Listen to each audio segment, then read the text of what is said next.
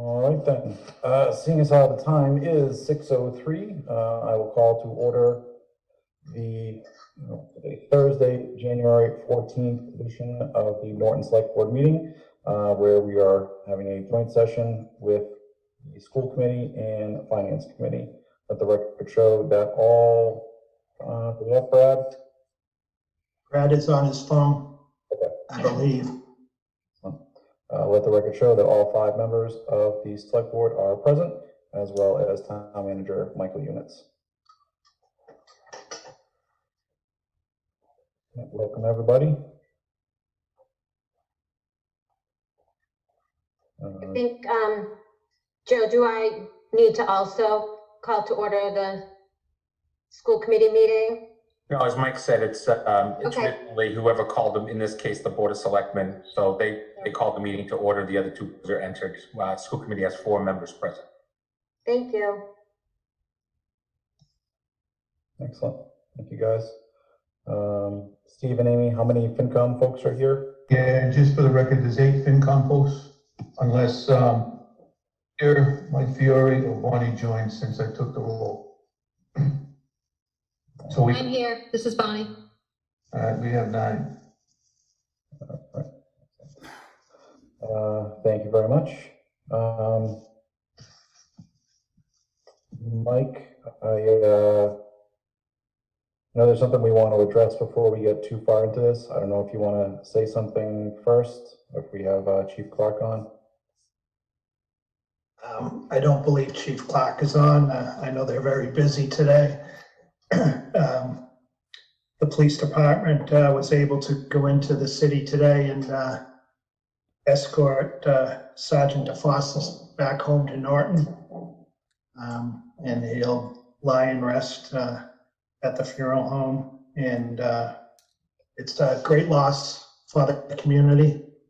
Sergeant DeFossis, a resident who grew up in Norton and devoted 30 years of his life to the department. And you know, it's a tough loss for everyone, and I just feel bad for the family and also for Sergeant DeFossis, what he's been going through in the last few weeks. It's just, I can't imagine, and we wish everyone the best. I think if we could do a moment of silence for Sergeant DeFossis and his family before we resume.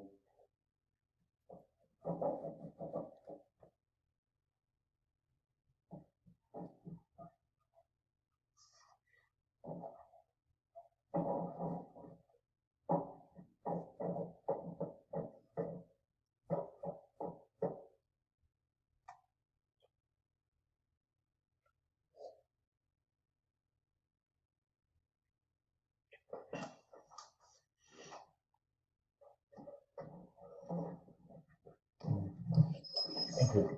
I was not privileged enough to have gotten to the process before his passing. Judging by the outpouring of love and support for him and his family amongst our community, I can only imagine that is a great loss on my part.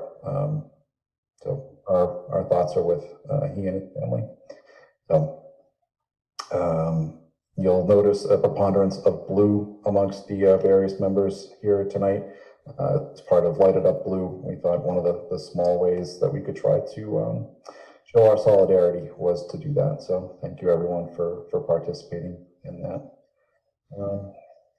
With that very sad news anyway, why don't we get started with our meeting. Mike? First item on the agenda is just to have a discussion. As you know, the building committee's been working very hard over the last year, especially on 3 projects: the Townhall Senior Center and the school field project. And I don't know if anyone needs updates on those, or one of the main focuses I would hope today would be how do you want to proceed as far as a ballot question in an article for the warrant, as a one project article or an article separating in any way?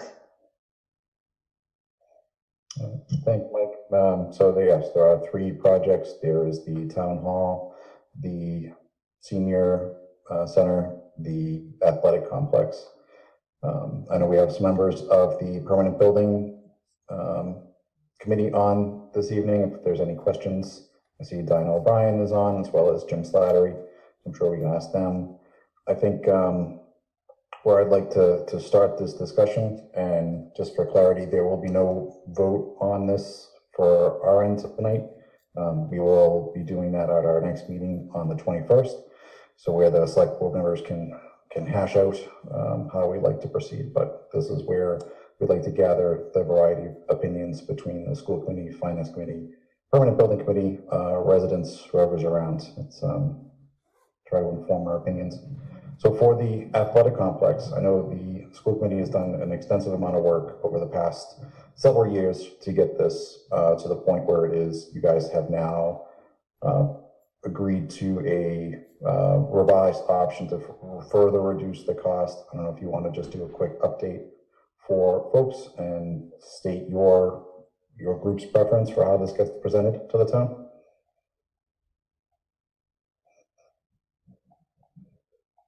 Joe, do you want to comment? So the school committee, through its own athletic committee for this project, basically is down to one option that has 2 issues within it. That is also part of the school committee's capital improvement plan. The proposal is that we've scaled back the project to be somewhere at a cost of $5.793778 million to $6,361,907. A difference between those of about $570,000. So let me explain why. In the capital project, there's also something on a sewer connection for the school department. We continue to be in the business of dealing with removal of solids, and we want to get out of that business completely and fully connect both liquid and solids into the sewer system for the high school and the Yale school. That pipe runs literally in a zigzag behind the Yale school and then back to the high school to then go out as liquids, and then we still have to pump. So that's the difference in that price, is we want to be fully connected to the sewer system, and that would happen as part of that project. This project started at $10.4 million and has been cut by almost approximately about 46% since the original proposal. We are now on option H and J, and H has basically a 1 and 2 because of that one situation with the sewer. So either at 6.3 million, it includes that sewage project connection, and because of the way the sewer is behind the field where the complex would be going, and or it's done via a different format, such as borrowing instead of debt exclusion, if there is other items that the town is considering to go out to borrow for. The biggest concern, and I'll defer to the school committee in terms of their thoughts about one question or 3 different questions or 2 in 1 or whatever the case may be. I'm of a firm believer of considering a project that goes out as one, but I've deferred all of that to the local school committee for a decision, because it's, they reside in the town, and you folks know the politics of the town in terms of what the taxpayers may or may not want, and may want 3 different questions. Again, I don't know. I'll defer that to the select board and school committee. I do think it's important that we do feel very comfortable. And of course, as you know, when you go through this process, it then needs to go out to bid because it's a significant project, just like the town hall and the senior center. And so we feel comfortable with the numbers that we received, that these are what we would call conservative numbers in terms of we think that the project could come in under that. based upon the company that we're working with, Gale Associates. They have a pretty good reputation with these types of projects that they come in under. Now, the economy is what it is, so that could cause some stress on any of these projects, I guess, but I'll defer to when the decision is made. Thanks, Joe. I think one of the things that I would like to just sort of state publicly is that the school committee has been working for years. As you said, Jack, thank you for kind of mentioning that this was not a quick process. It was a really sort of labor-intensive process. We sat, at the table with many different options and plans that were reviewed by multiple people. And bottom line is that, and I think everybody who's been part of our meetings knows that this option wasn't our first option, wasn't our first choice option, excuse me. But we really did consider currently what is happening within sort of the world economically, and really trying to work with our athletic director, with our administration in Norton Public Schools to really think about what potentially could we do to make this the best option possible. So we did, I think, reduce, as Dr. Bayetta said, we reduced our project. So I do hope that everybody does take into consideration the work that the school committee did to kind of really review this project over and over and over again, and have Gale Associates really kind of come up with plans that wouldn't sort of take away all of our needs.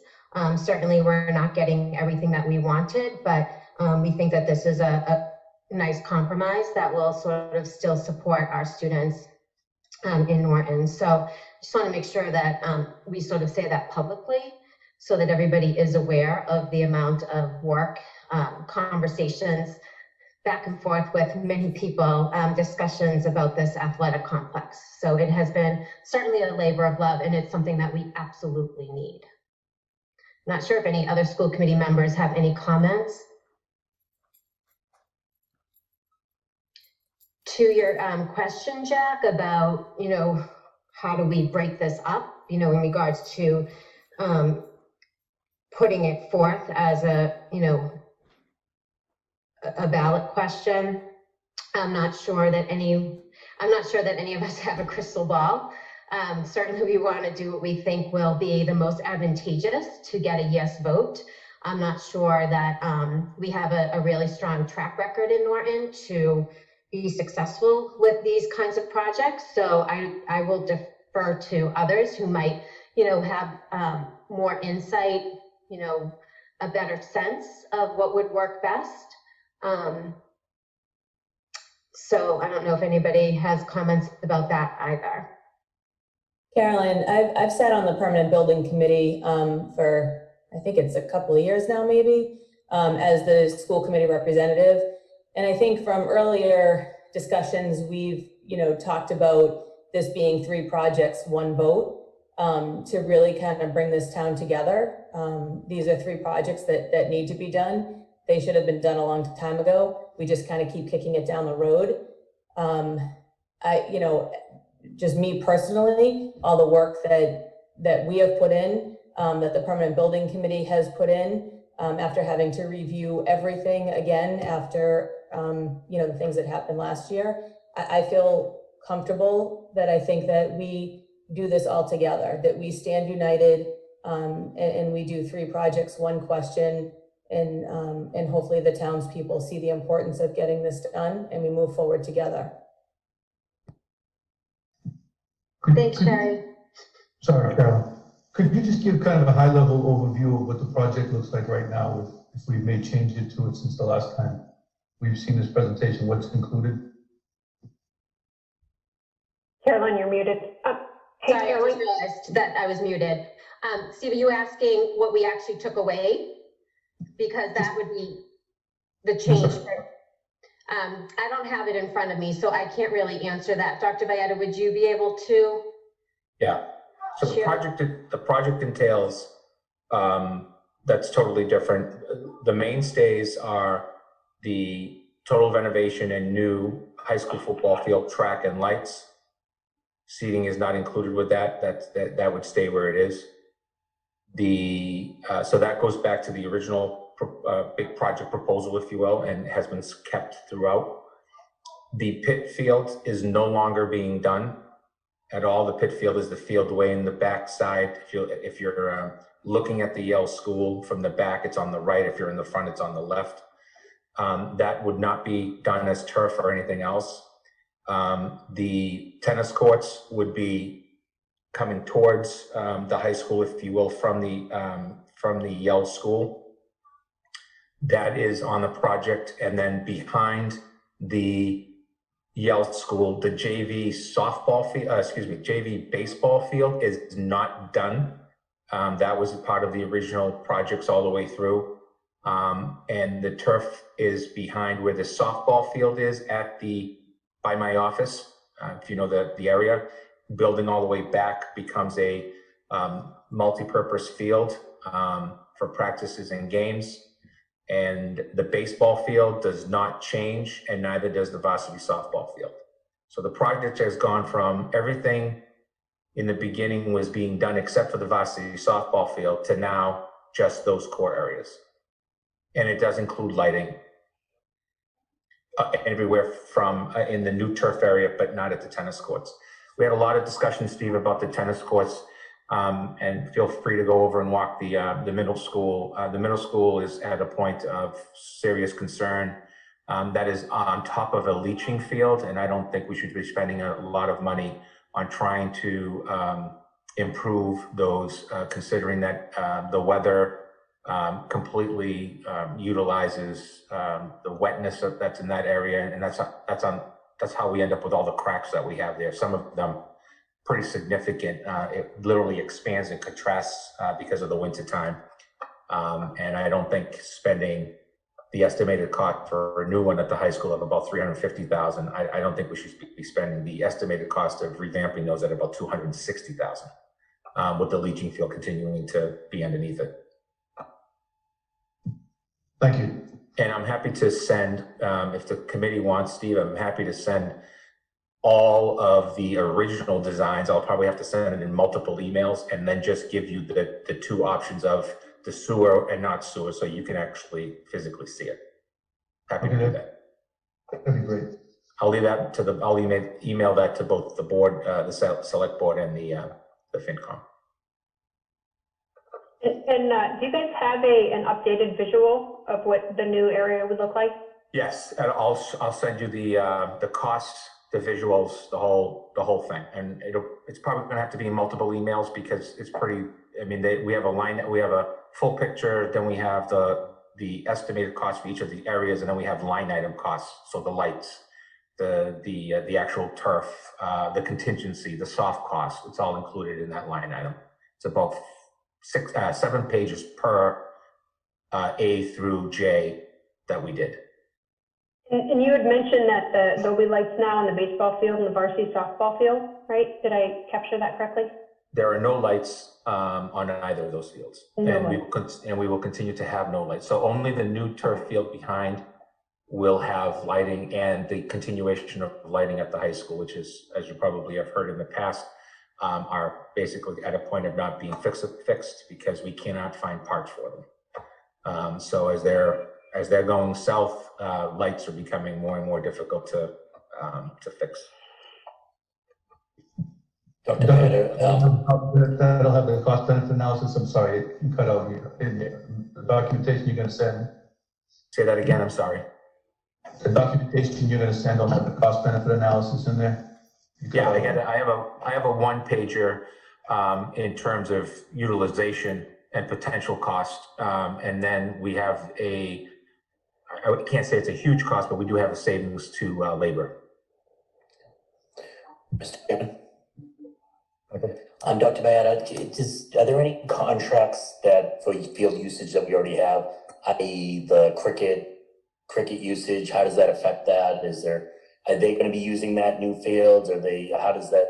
No, cricket would have to be one of the that's a Yale contract, and it's really written in a way that it's up to us they recognize that the field could be gone at any moment.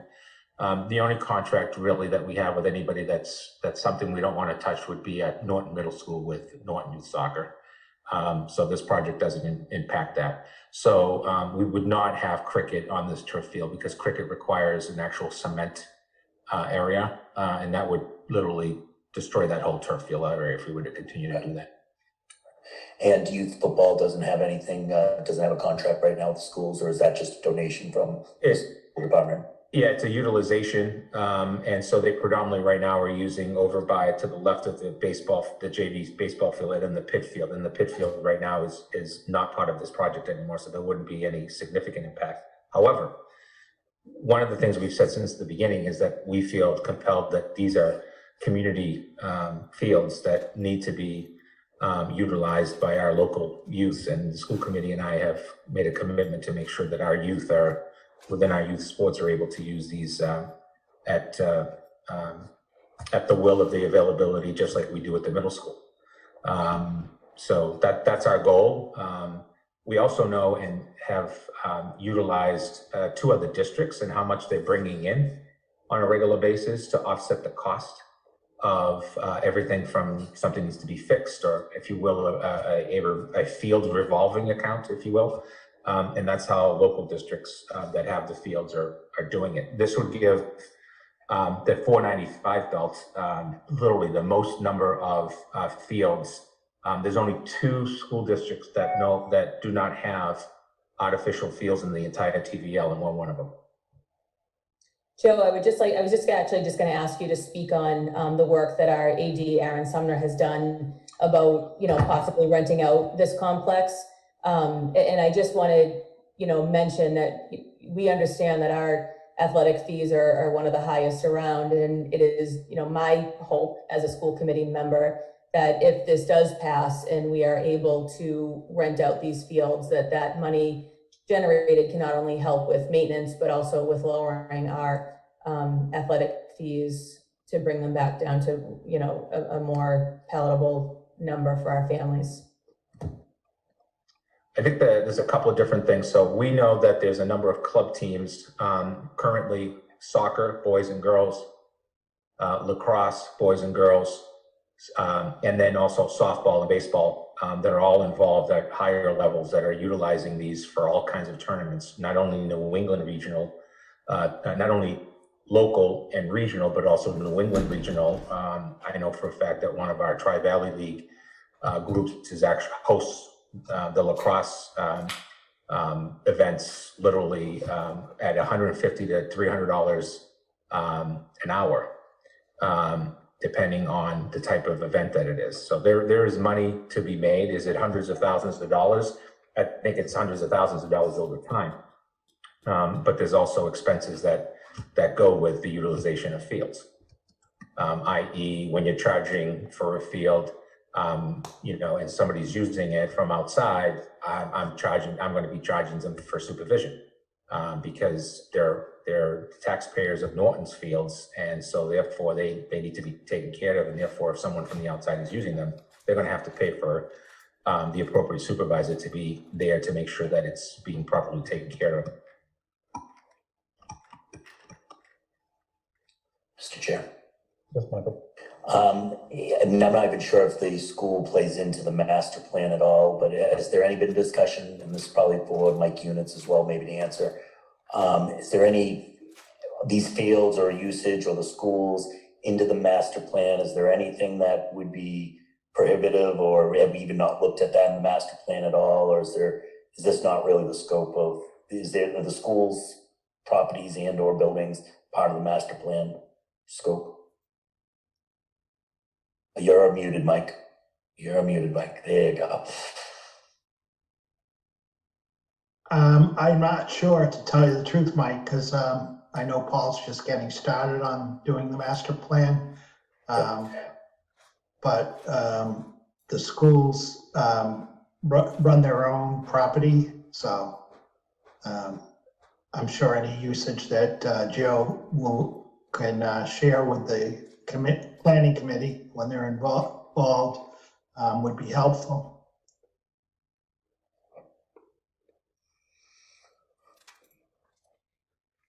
Any other questions?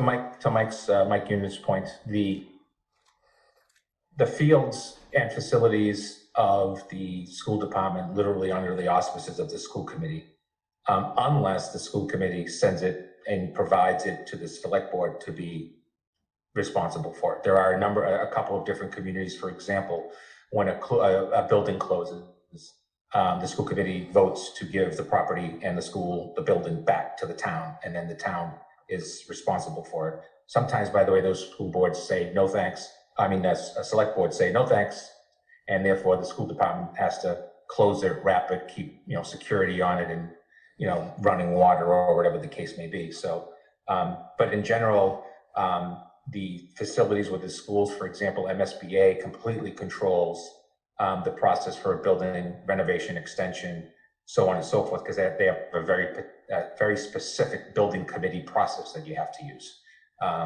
There's very specific positions that have to be on there, versus a permanent building committee is at the local level. We utilize our permanent building committee as well in terms of this project and probably other projects as we're going forward. Now as part of an agreement between the select board and the school committee. Mr. Chairman, Go ahead. Yeah. is it on the sewer portion that we're going to connect the schools to the sewer, as Dr. Bayetta mentioned? Is it legal or even possible to use water sewer funds to do that instead of straight municipal funds? Has anybody looked into that? Is that viable? Not on the property. Water and sewer funds are only used for anything out in the street. Even though it's municipal? Correct. Okay. Mike, can there be a vote, excuse me, Mr. Chairman? Mike, can there be a vote in town meeting to change that for a special project or anything? Well, to just my opinion, that wouldn't make a lot of sense because it would be putting that cost onto just the people that have sewerage in town, where it's a benefit for the entire town. So it's really something that should be paid out of tax dollars.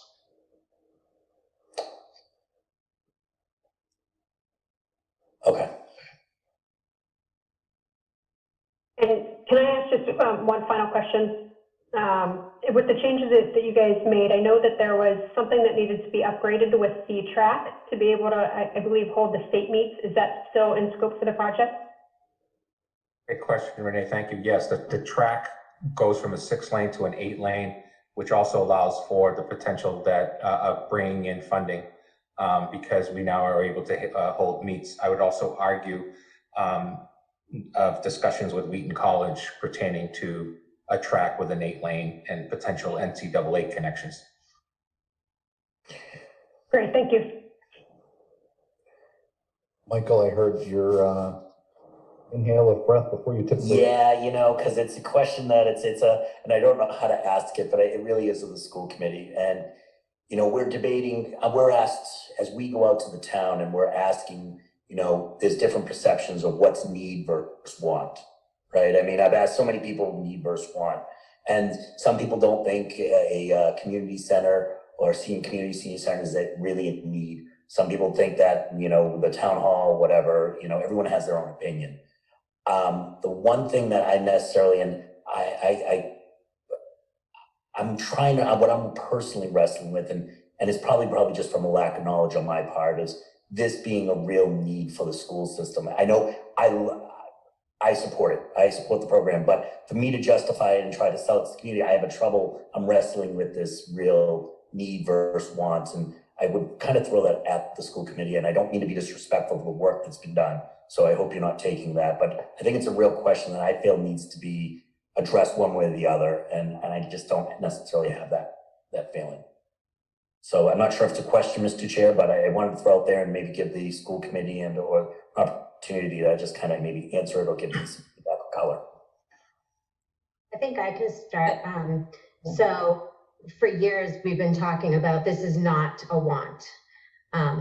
This is clearly a need. And, you can look back at sort of all of our agenda minutes, our meeting minutes, and see sort of how many conversations we have had about this. So, off the top of my head, I probably won't get it all, but I can share with you just sort of what strikes as a reason why this is a need. We can't use our field certain times of the year, so we have to go to outside field. We have to rent space for the students to play lacrosse, for example. Our football field is totally inadequate. Our track is totally inadequate. We have divots and bumps, and I can say that the reason probably why we have been so successful for so many years is that we have Wade Lazat, who is clearly a genius when it comes to making sure that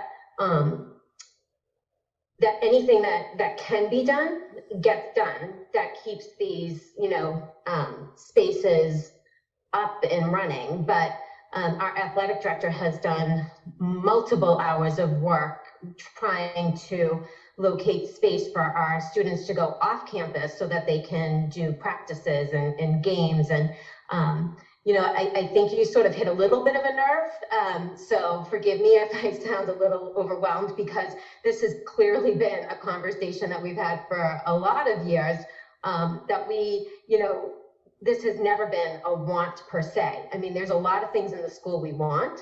This has been a conversation because this is clearly a need. We need our students to have safe athletic spaces. And part of the reason why we need that is because we know that all of our students aren't necessarily going to be,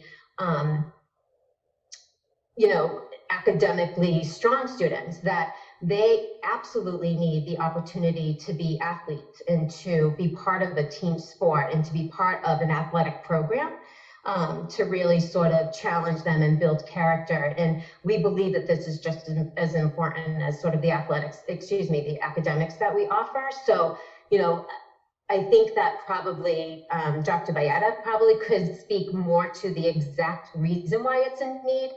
Sherry, who has lived this for probably 5 years, probably could speak to sort of more of the reasons why this is a need. But this clearly is not a want. So I just want everybody to know we have a tennis court over at the middle school that literally is, sort of has dents and bumps and cracks, and we send our students out onto that tennis court and we say, good luck, we looked into, and as Dr. Bayetta said, that tennis court is really, wouldn't be cost effective to just repair. So, our tennis court is not necessarily up to standard. Our track isn't up to standard. Our football field floods. We could go on and on. I don't know, and even maybe Wade could answer the question too, because Wade's on this call. So Wade, if you wanted to chime in as to kind of what are some of the concerns, but that is just sort of from the school committee kind of looking at this, that we absolutely went back and looked at this project multiple times, and we knew that this is not something that we're just going to, take off the table. I mean, we really need these things. So sorry, Wade, I see that you're right there. Can I just, it's just I'm one sorry, point. can I Before just you- say before you one answer, thing can I just- before we- Can I just clarify my question? Just one thing. Sure. Just that isn't me asking me to want. Every one of our buildings that we're proposing, when I ask the question, what do you think of it? I'm from residents. I usually hear that's really a want versus need. So it isn't personally, I don't take that question as me personally addressing it as a need versus want. So I just want to be very clear on that. Thank you for clarifying. I just want to say one thing if I can, before we go on with that. This is Kathleen Stern. I just want to say that Dan, who's not on the call right now, was our one vote against what we were putting forth. And that was because he felt like we had already made compromises for it and we weren't willing to make another compromise. And quite honestly, if I had thought about it that way, I might have voted differently that night. But again, this is COVID. Everybody's struggling. Everybody's having a tough time. And I think he made the right choice, but I also think that it's hard to ask the town to give so much when we're asking for so much. And I think with what we are coming forth with is what we absolutely positively cannot do without. Is it what we need? Of course. Is it what we really need? Not, it's what we really need, but it's not what we need.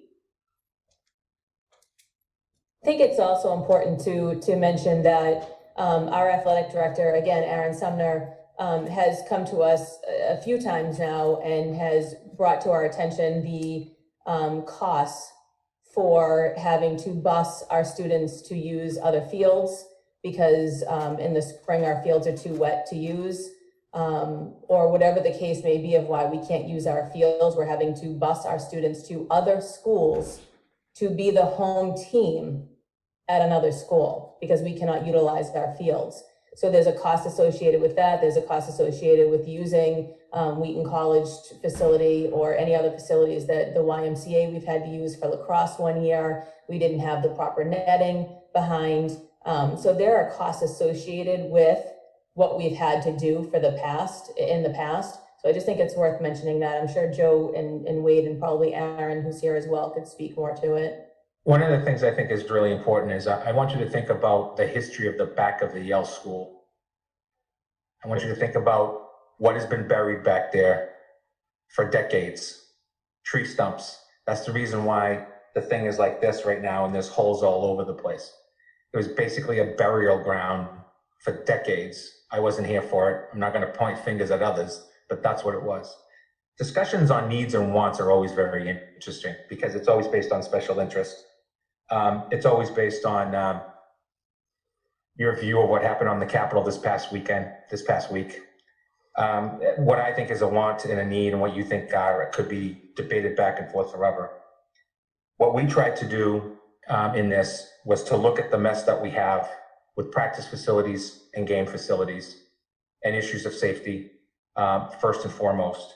We've moved and had to increase costs to move students off campus. We can't hold it.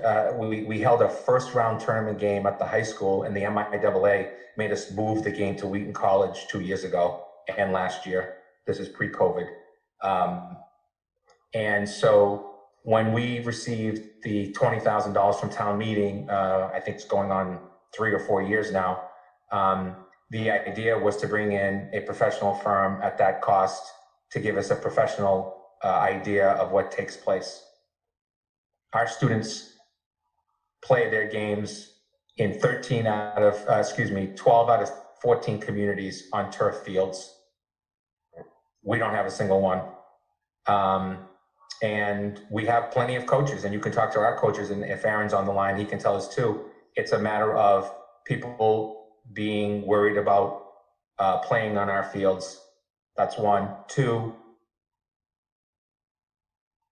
if you take a look at the high school football field, your building project for the high school, for the new high school, at that time had a significant discussion on doing it right then, making it a turf field. There are minutes from those discussions that went on and on and on and on and on. And we took the cheap way out. And now you're paying for it. And we're very lucky right now that our field isn't being used. So when you have your next town meeting on our field, I'm sure somebody on this screen is probably going to say how wonderful it looks. Hasn't had anybody on it. But we're also spending money on that field every year. We've gotten an estimate from our friends at Norton Youth Soccer at the cost to do that on a year-to-year basis. And I just don't want to include those costs in my operational budget on a year-to-year basis because I think we're just throwing away money. So those are my 35,000 feet thoughts on what's a want and what's a need. I do think that the cost for these things always goes up every year. That's what happens with any project, right? Costs are going up anywhere from 3 to 7%. Just for labor and materials and supplies. So the longer we wait, we continue to increase our operational budget for rentals and going off site. And so be it. And if I could just add my 2 cents here, Michael, I appreciate the question because I know the questions are out there and the community's asking it. So thank you for bringing it up tonight. For us, anybody who's been on those fields, it's the drainage back there is awful. it's basically fields that were put on wetlands. So drainage has always been an issue for us, and the fields are incredibly wet. And the other key factor here is usage. We are now using those fields during the fall, and obviously we can't maintain them during the winter. Then we jump right back on them in the spring. So the fields are never getting an opportunity to rebuild themselves. If we had, seasons that we could actually put the work into the field and let the field improve, then that'd be a different story. But we don't have the time. And for me personally, I think it comes down to just community, right? We're one of the being part of a town. The school district, Dr. Biden, has done an incredible job in letting the community use our track, letting the community use our tennis courts. And I think for me, it's about community pride.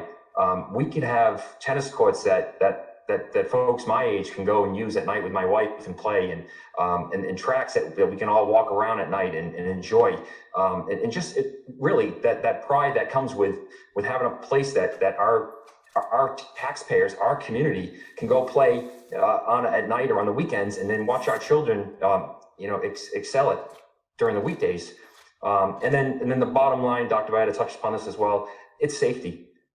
We have kids out here that are invested an awful lot into their bodies now, and they go out on these fields and they slip and fall, whether it's football, soccer, lacrosse, whatever, and they get hurt and they lose a season. You're in high school for 4 years, maybe a varsity player for 4 if you're lucky, but most 2. And you lose a season or you lose a year because you slipped and fell on grass when every other district around us is using turf, and these kids are going off to college using turf, and it's time for the community, for me, to step up and just let's have something that we're really proud of, something that we all can use, and usage has always been an issue with us. Now adding more sports, but also for our rec teams. It kills me to tell the rec football, they can't use a field because we need it for a game that day. We can't afford to let people use it on a weekend, or we can't share the baseball, the softball fields because they just overused already. It would be great to have fields that our community could come and use of all ages, and just a place to be proud of. That's really what it is for me. So I appreciate you asking the question, because I know it's out there. Thank you. Can I add something really quickly on the school committee staff? So I'm going to actually take a slightly different tact here on this. Michael, I think you mentioned that you had heard people on both sides of this. Some people who were questioning senior center, et cetera. I can tell you for my own self, I've had people who have told me we're absolutely crazy. We don't need a town hall.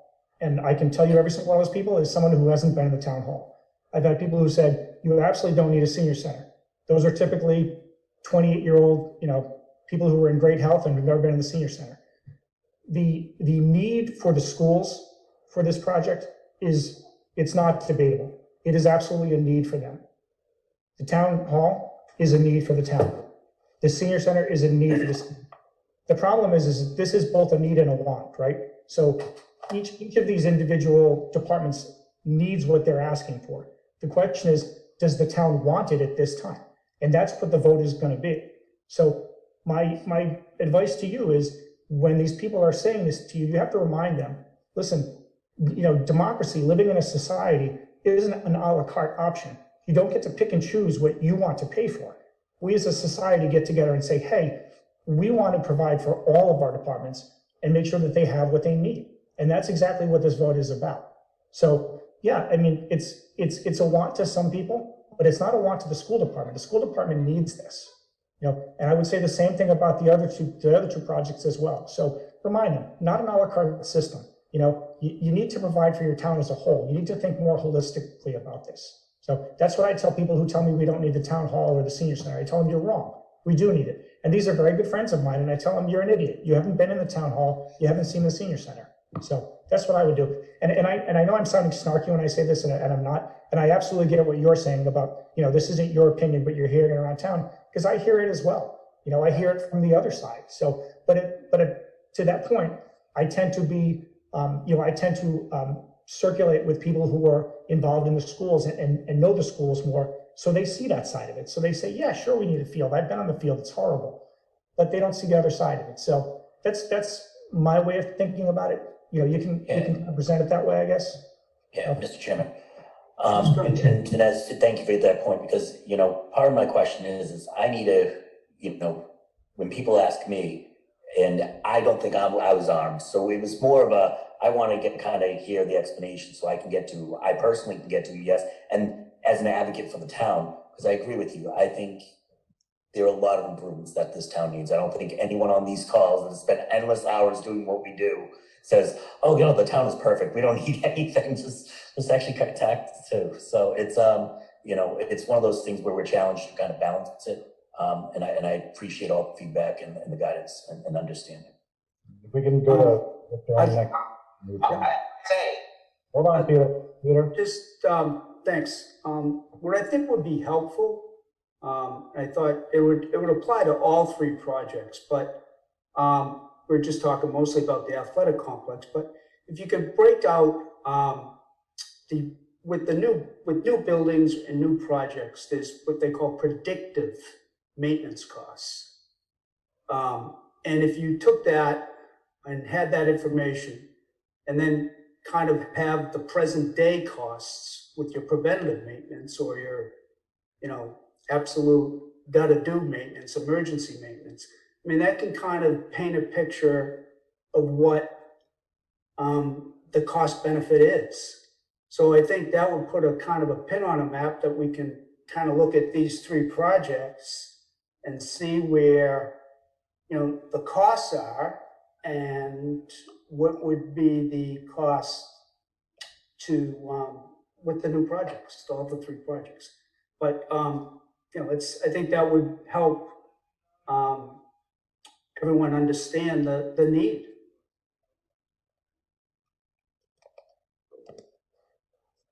I just wanted to chime in that from the benefit of the building committee, where Dr. Byetta looks at it from 30,000, we're kind of looking at it from 40,000 square feet, miles high. And what we're seeing is crumbling municipal infrastructure on all sides, on the school side and on the municipal side. And these are issues which need to be addressed. You can look at the fields from afar and see nice green landscape until you walk across them or try to play on them. You can look at the town hall and see a fairly decent looking building until you try to pull in and out of it or use the sewer system. You can look at a council on aging and think nobody goes there because there are not that many cars, because there is no parking for the people who need it. We have a municipal infrastructure that is in need of attention. It is not a want situation. I have listened as chair of the building committee to all kinds of wants. I can tell you the wants are great and they're coming out of the woodwork with what people want. What we're trying to move forward with is what the town needs to address the concerns. If you look at the budgets, we are throwing good money after bad to try and desperately maintain to some sort of illusion the buildings we have and the fields that we have. If we could take that money and repurpose it into the municipal operating budget or into other special projects by saving energy, redoing a sewer system, providing proper access, looking at the energy efficiency of our buildings, we could save some money and use it for things that we absolutely need to do. This is the time where we need to spend some money to save some money. And I realize it's not a good time to do that, but I just, Mike, if you really could realize that we're at the point where we need it. We have a crumbling municipal infrastructure on all sides, and we need to address this issue. Thank you, Donna. I appreciate that. Zach, you wanted to say something? Then I think we'll probably close athletic complex portion of the discussion, and we can open it up to Town Hall, Senior Center. We've been here for about 45 minutes and focused on one part of one topic. Okay. I would like to go to bed at some point tonight, as I said. So, Zach, take it away. Speaking for myself only, I mean, I support all these three projects. I think they're needed. I plan on voting for them no matter which way it gets put on the ballot. But touching a little bit on Mike's point, on talking to people in town and on the street, a lot of them think that, we're on drugs. We started out with and again, I'm not going to dispute the facts, it's just what's on the street. We started out with, putting up a small senior center, then we went to a city hall, and now we're doing a sports complex, even though I know the sports complex has been on the fire for 10 years. I'm fully aware of that. But this is what, people are talking. And, why don't you just build the Taj Mahal while you're at it? And, you're going to spend $40 million. And this is what's on the street today. So, I mean, everybody can argue that there's needed. I don't think there's any dispute of that. I hope we get the support to do it. But, you still have to consider that, you do have you're in the middle of a pandemic. There are people unemployed. There is some concern out there. And getting it done now at a price tag of, I don't even know what is the total, $40 million? Does anybody have that number? $40,602,907. Just so you know, I mean, the town, a lot of the, I wouldn't say all, but a lot of the townspeople think we're crazy, all of us here. And I'm not disputing the need for all of it. So, are we putting this on the ballot as well as the charter? Are we having one election this spring, or is it multiple elections this spring? Yeah, that's another topic that the select board's going to need to determine. So hopefully that all gets hammered down next week, because when we look at the calendar, April 10th, I think, is the annual town election. That is bearing down upon us with great speed. It's going to be here before we know it. So no matter which way things go, there is going to need to be a massive and comprehensive education campaign that goes out with public information sessions, so that people are, one, informed that this is a vote or a choice that they get to make, and two, try to advocate for why they should be supporting that.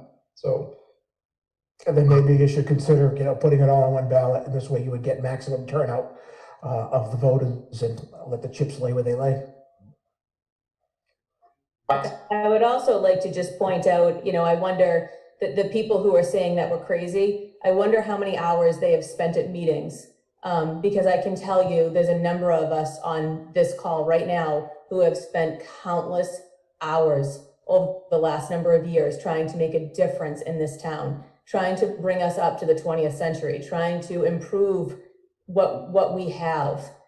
So I think that people that are the naysayers really need to take some time and start attending some of our meetings to hear what we have to say. I think it's unfair to say what they're saying without doing their due diligence. I think that's fair, and I don't think everybody's, anybody that pays attention knows the countless hours the volunteers put into this town. And if it wasn't for the volunteers, there'd be nothing going on here. But it's hard to say that, though, Sherry, to somebody that's lost their job or just doesn't have the money. So that's, I agree with you, and I'm with you there, but I also try to look at the other side of the coin as well. Mr. Chairman? Yes, Steve? And I'll be quick, I apologize. And I think these are all great points. I think one of the things it's showing, no matter which way we go, we have to really come up with a communication plan for the whole town. I'm glad you referenced that, so we can lay these all out, because any of the groups we hang around with, they're all different. They all have different opinions on what's happening. So if we don't communicate to the whole town, because that's what we're saying here, is for the whole town, then I think there's a loss there. So we need to really create a communication plan to really distribute to the whole town. Yep. And to that point, Steve, there's been discussion within the permanent building committee, as well as a sort of a subgroup from there, about how to achieve that. So there's a Norton for Everyone Facebook page that has been started. We've had some flyers that an individual made up on their own to go out there. So it's starting to take form, and we're trying to understand just where all the various pockets of people are that we need to reach out to. So more to come on that. I think, Mr. Chairman? I think we have to, again, we've identified from our town meeting, not everyone's on social media. There's a gap that we have to reach out to that are involved or should be involved. Absolutely. One of the members involved hand-delivered flyers to a number of businesses around town, your Honeydews, your Charlie's, Produce Barn, a number of places. So because that's where various people go. I think catering to one area over any other is not the way to go, especially for something as momentous as this. I think Peter's arm is about to fall off, so I'll let him speak for a sec. That's right, that's right. I lived in this town all my life, 34 years, and I attended Catholic meetings, and I've been to games, and I've been to Townhall, Senior Center, and the athletic conferences at the time when we move up forward as a town and vote yes on all these three projects, because all these three spots are falling apart. The Townhall is falling apart, says Bob Kimmel said, we've been putting band-aids on a village for too long, and the Senior Center is a death trap, and it is dangerous when it's winter time. And the athletic fields, I've been to it as a #1 fan of the Norton Lancers. It's time we need new athletic fields. It's time we need a new Senior Center. It is time we need a new Town Hall. So I'm all for all three, and we need to be together as one community, vote yes to these projects, and move our community forward from Honorary Mayor Norton, Peter J. Wiggins. All right, we have the endorsement of the mayor, folks.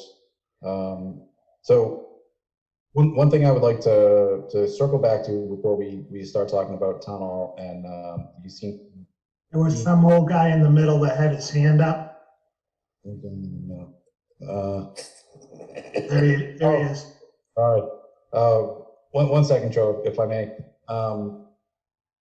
How do the four members of the school committee here feel that these projects, the three of them, should be presented? Cherry, I know you said all is one. I don't know if that is, if anyone else is comfortable sharing how they feel on that now. I mean, that is helpful for us to understand as we start to consider how to structure this next week.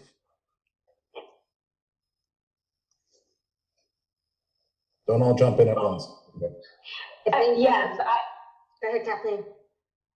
I feel that yes, all is one. And I too agree. 3 projects, 1 vote. Okay. Dinesh, you never really shy away from a question.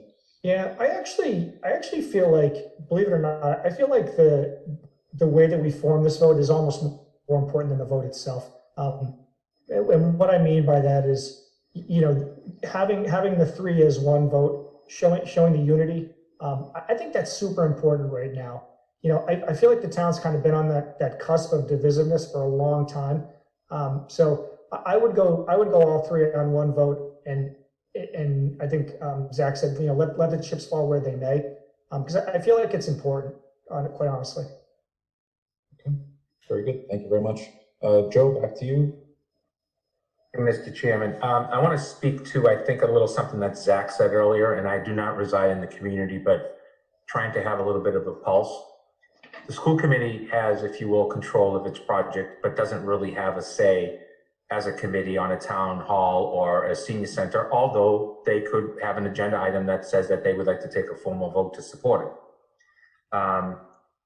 The permanent building committee, I believe, has a responsibility to vote on the 3 projects, aye or no, as they wish. I don't know if they've done that part.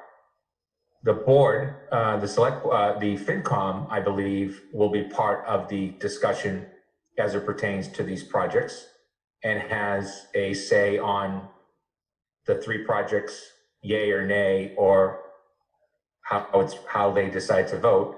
And then the select board does the same thing. And the reason why I'm saying that is because if you have division, in my opinion, on any of these projects within the process, then the next discussion needs to be, does it even go to the taxpayer? So, and I'm kind of acting like Mike Toole, my colleague over here on my end, asking the difficult question, even though I'm not. So the question that I'm asking is that the FinCom, the Permanent Building Committee, and the school board and the select board on the school project at this time in this process is the one item that requires the rest of you to vote on it. If the school committee decided to go out on its own, it requires that the board, the FinCom can still up or down it.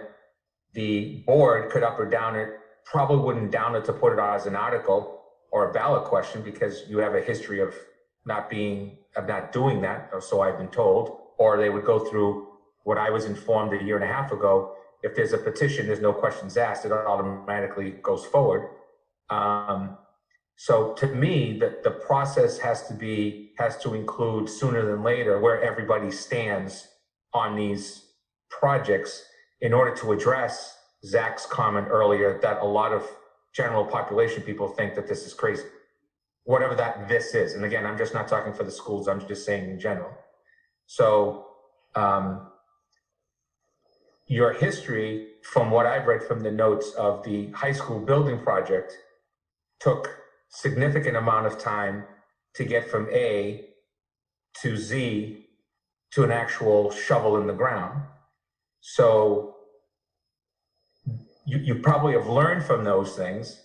This is a debt exclusion, I don't know, override. Those are usually less controversial because people, as you guys know better than I, don't necessarily mind paying for something that they actually see versus, the superintendent's salary raise or something. So to me, I think that all of the boards need to, in the next few weeks, come together and say, where do we stand on this in order to deal with Zach's comment of earlier that, this has been thought of thoroughly, comprehensively. There's been tons of meetings. And oh, by the way, this is what the cost means to your home and to you as an individual taxpayer. Because that's what everybody's going to say. Is it going to increase my taxes by $425 or by $25? And if they don't know that, they may not even consider voting. I think that's a great point, Joe. And for my perspective, I think the priority needs to come from the select board, which is part of the reason why we're trying to engage with the folks tonight, so we can make our decision and sort of make the recommendation as the executive board of the town for everyone else to react to. Too long, we have collectively abdicated a sense of that prioritization.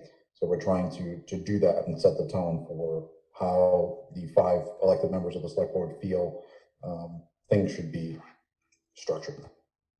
Whether or not that resonates with the town, we'll find out, but I think that it is part of what the role of this group is. And I look forward to being a part of that. So that said, the Town Hall Senior Center piece, we do have Dinah and Jim here. So for folks on the select board to ask any questions of where things stand at this point, or Dinah, if you want to take a brief moment to catch everybody up on what you've been up to for the past few weeks and months. Okay, but excuse me, the building committee has been meeting bi-weekly on the 3 projects. We are currently at the stage where we will be receiving independent cost estimator totals, 2 independent cost estimators. Those are due to us on February 8th. And our calendar is to go to the Board of Selectmen on or around your February 11th meeting to present the Town Hall, Municipal Center, and Community Senior Center projects. We've been working quite closely with the architect to do conceptual designs, which are just about in their final stages. We have received comments back from the Council on Aging Board and people who work at the Town Hall, as well as the police chief, the fire chief, and the DPW department. We have been working to achieve the PNSs with the properties on Mansfield Avenue and next to the town hall, between the existing town hall and the police department. Both projects are moving along nicely. The municipal center project does address the existing septic parking and access issues in relation to Route 123. So we are looking to basically redesign and create, excuse me, as well as new town hall, a more accessible municipal complex there with the library, fire, police, DPW, town hall, and making it someplace where the community can go to do that.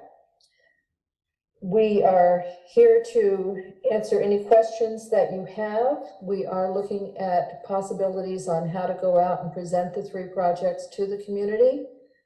We've talked about Facebook, holding public Zoom meetings where people can come and comment on all 3 of the projects, meeting with the social groups around town, the Veterans, American Legion, excuse me, Rotary, Kiwanis, church groups, using the town hall website, the school website, of course, our local newspapers, a cable channel, doing publicity in the local restaurants and at the library. So we are very mindful that April is coming very quickly and May very quickly after that. So the building committee will be ready to go after you all decide which direction you want to go. It's our job to usher the projects through. We support all the projects that we're working on. The board doesn't necessarily take an independent vote on that. That's not our job. You give us our marching orders and we go forward and try to keep you all in line and on schedule. And we're here to answer any questions. Thank you, Dinah. One thing to start, and I think this has been something that's come up at a number of meetings, and I'll tee it up for anybody who wants to take the answer. The senior center has gone back and forth from a senior center to a community center, and now I believe it's the senior center and senior and community support center. Is that Sherry, Dinah, there or thereabouts? I think that's the name that the Council on Aging Board is looking for, senior and community support. It will be a community center as well. It will hold the food pantry as well as senior services and community meeting rooms. Yes. So, and I think it's important to note and highlight what functions are going to be in that building and which aren't. I think people can have a preconceived notion of what a community center is versus, say, a community support building, which is what I think this is aligning to. So in addition to the Council on Aging, it has the Human Services Group, which includes the Covenant of Kindness Pantry. While it will not house Parks and Rec or the Veterans Agent, they will both be able to do programs and seminars out of there and utilize the space as community space. So Sharon and Estelle will be much more than they are currently able to do in the limited spaces that we have. So it's probably more refining to come as to truly what is the difference there. But I know that's a concern that I've heard come up a number of times, and it's something that I've questioned myself. So I think we've gotten to a better answer over the past few months. So I thank everybody for contributing to that and helping find the right name to properly capture it, because it is more than a senior center. But I don't think it's quite what everyone visualizes when they hear community center. Is that I think that's a very fair assessment.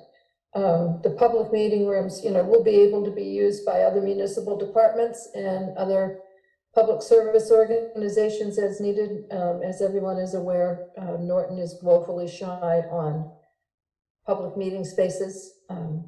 We will get back to having public meetings at some point in time, and space is desperately needed. Excellent. At this point, I would open it up for any other questions amongst the board members, not just limited to select board. Diana, this is Renee. Can I just ask, to the point that Jack was just mentioning, why aren't we looking to put the veterans and the Parks and Rec folks in there, since they do serve the community more than some of the other municipal functions? Their offices were always slated to remain where they are, which is within the town hall complex. I can comment on that. One of the concerns with that is the Veteran Services Officer handles veterans, and a lot of veterans are young veterans, and there's always a concern that it's going to impact her services to them. They'll be reluctant to go into a senior center, so she prefers to stay at the town hall. But didn't we just say this isn't a senior center? We did, because it's a senior center and the human services is in there, the outreach counselor. But the veterans agent adamantly does not want to be in that building. Mr. Can I Chair. comment for a moment? It's Estelle. Please, Estelle. Yes, it's definitely an age, but it's really the foot traffic that comes into Town Hall. A lot of the veterans that I see, I not only help them with VA claims or Chapter 115, but I also help them with issues with the assessor's office, town clerk, and oftentimes even the treasurer because of real estate taxes or So I feel that just as a whole for the Veterans Office, I access and use more of those departments. And it's just the ease of it. Right. No, that makes sense, because why send them to multiple places? Thank you for that context. Okay. Mr. Chair. Before we jump to you, Michael, I know Jim Slattery's had his hand up for quite a while. Jim, if you want to. Oh, he's off my screen, sorry. I think to Dr. Bayetta's point, by us bringing the item on the agenda about how you want this to appear as a group or separately is an indirect way of saying that we've approved all three programs, the school athletic fields, the community center, and the town hall. As far as the community center goes, it can be a polling place. We have the food pantry there. I'm not going to go into the whole thing because I'm preaching to the choir. Most of you people know that. As far as Estelle goes, why not go to where her audience is? Being a full-service veterans agent, how many veterans, there's a lot of younger veterans, but there's a lot of older veterans. So why not come to the senior center, or community center, as a full-service veterans agent at least once a week? That's why she was given space. I'm done, thank you. All right, thank you, Jim. I think Estelle touched on some of those points. Michael, we'll go back to you. Yeah, I think just to kind of touch base on what Renee was saying, I think it's very important that we define it. And before we even get to the point of for when the voting is, that it is either the names that are being tossed around is kind of crazy. I really believe we need a community center, and it really defines what the usage will be. It is a community center as a whole. And so it has to be a not just, obviously, we understand what the seniors' needs are, but it really is a building for everyone in town. And obviously, Parks and Rec will be using it. Veteran agent will be using it as well. I think it really sends a message that these projects are for the community as a whole. It isn't about one population also. So I think that's what we're trying to get to, Michael, is that it's not just for one group over another, but I think we're trying to be careful not to overstate the value to anyone on there. And that's where I personally get hung up on a community center. I have a certain vision in my head where it's kids come after school, there's after school programs, there's basketball courts, and that may well be what is needed. But to this point, that's not what it is. Building committee has been asked to do, nor has it been what's designed. So, okay. Yeah. All right, who else? Who's up next in the fish barrel?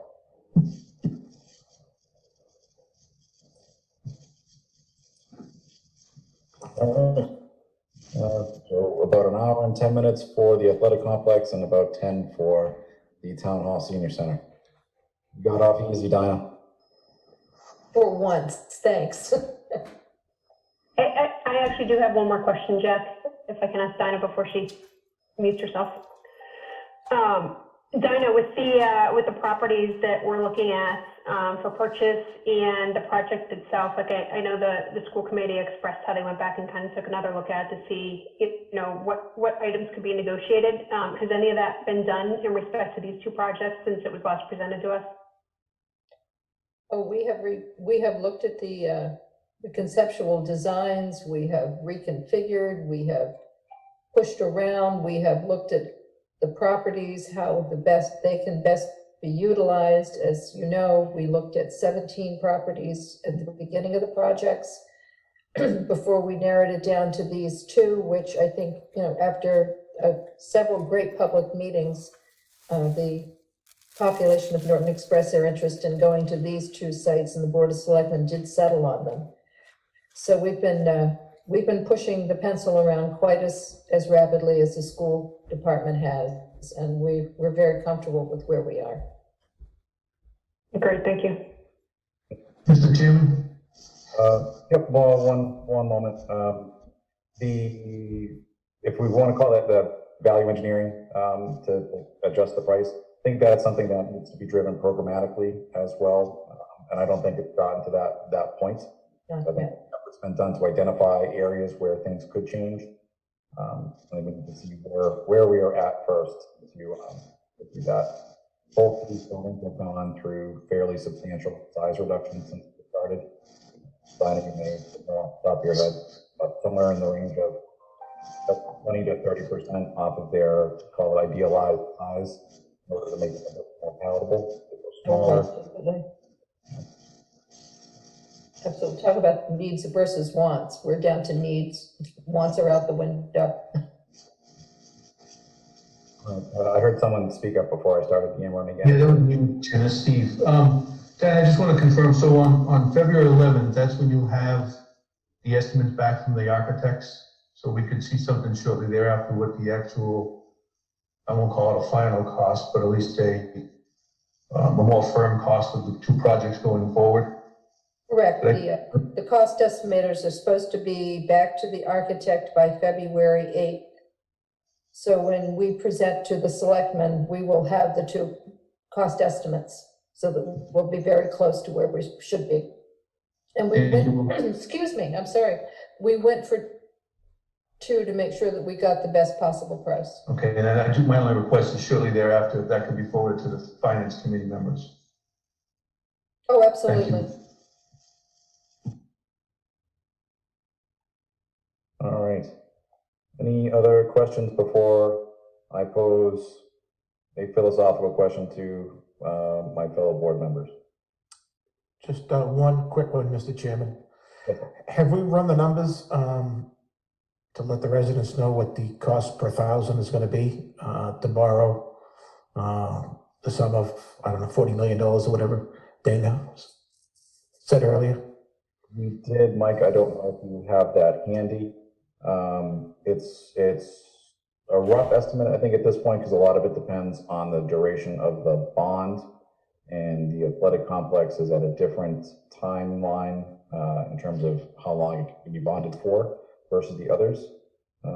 Mike, you're off mute. I'm hoping you save me. I don't have that with me now. When we get the answer from the cost estimators, then we'll look at that.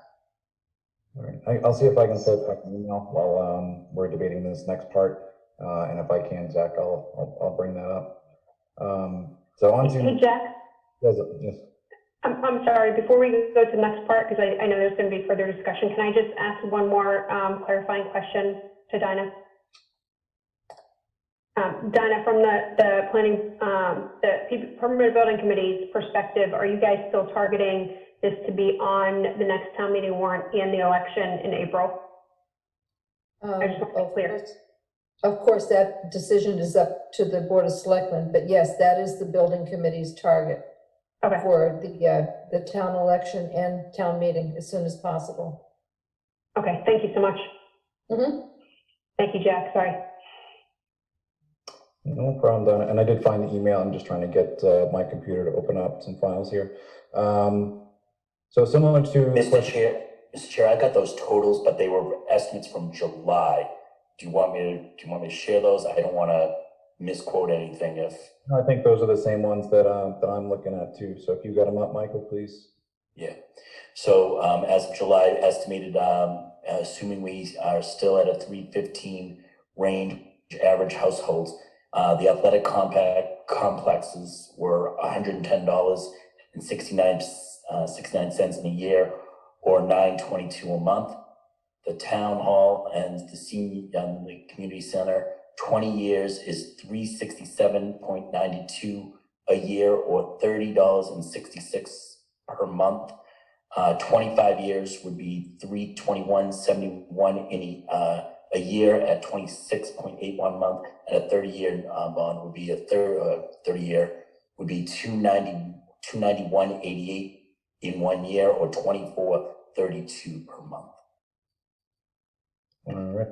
So it varied, the town hall and the senior center vary depending on the years. 20 to 30 years would vary between 32 per month and 30.66 per month.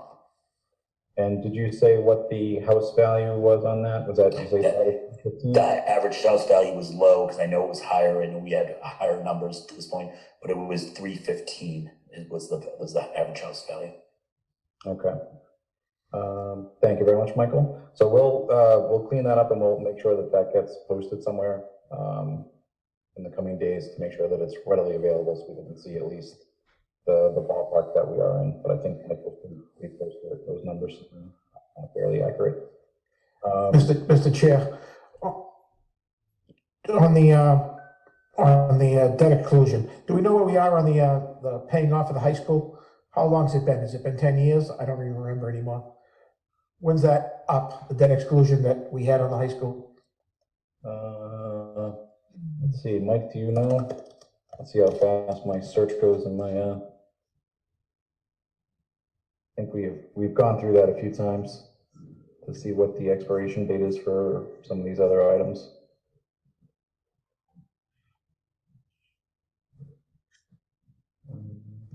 I have something from September here. Hold on one sec.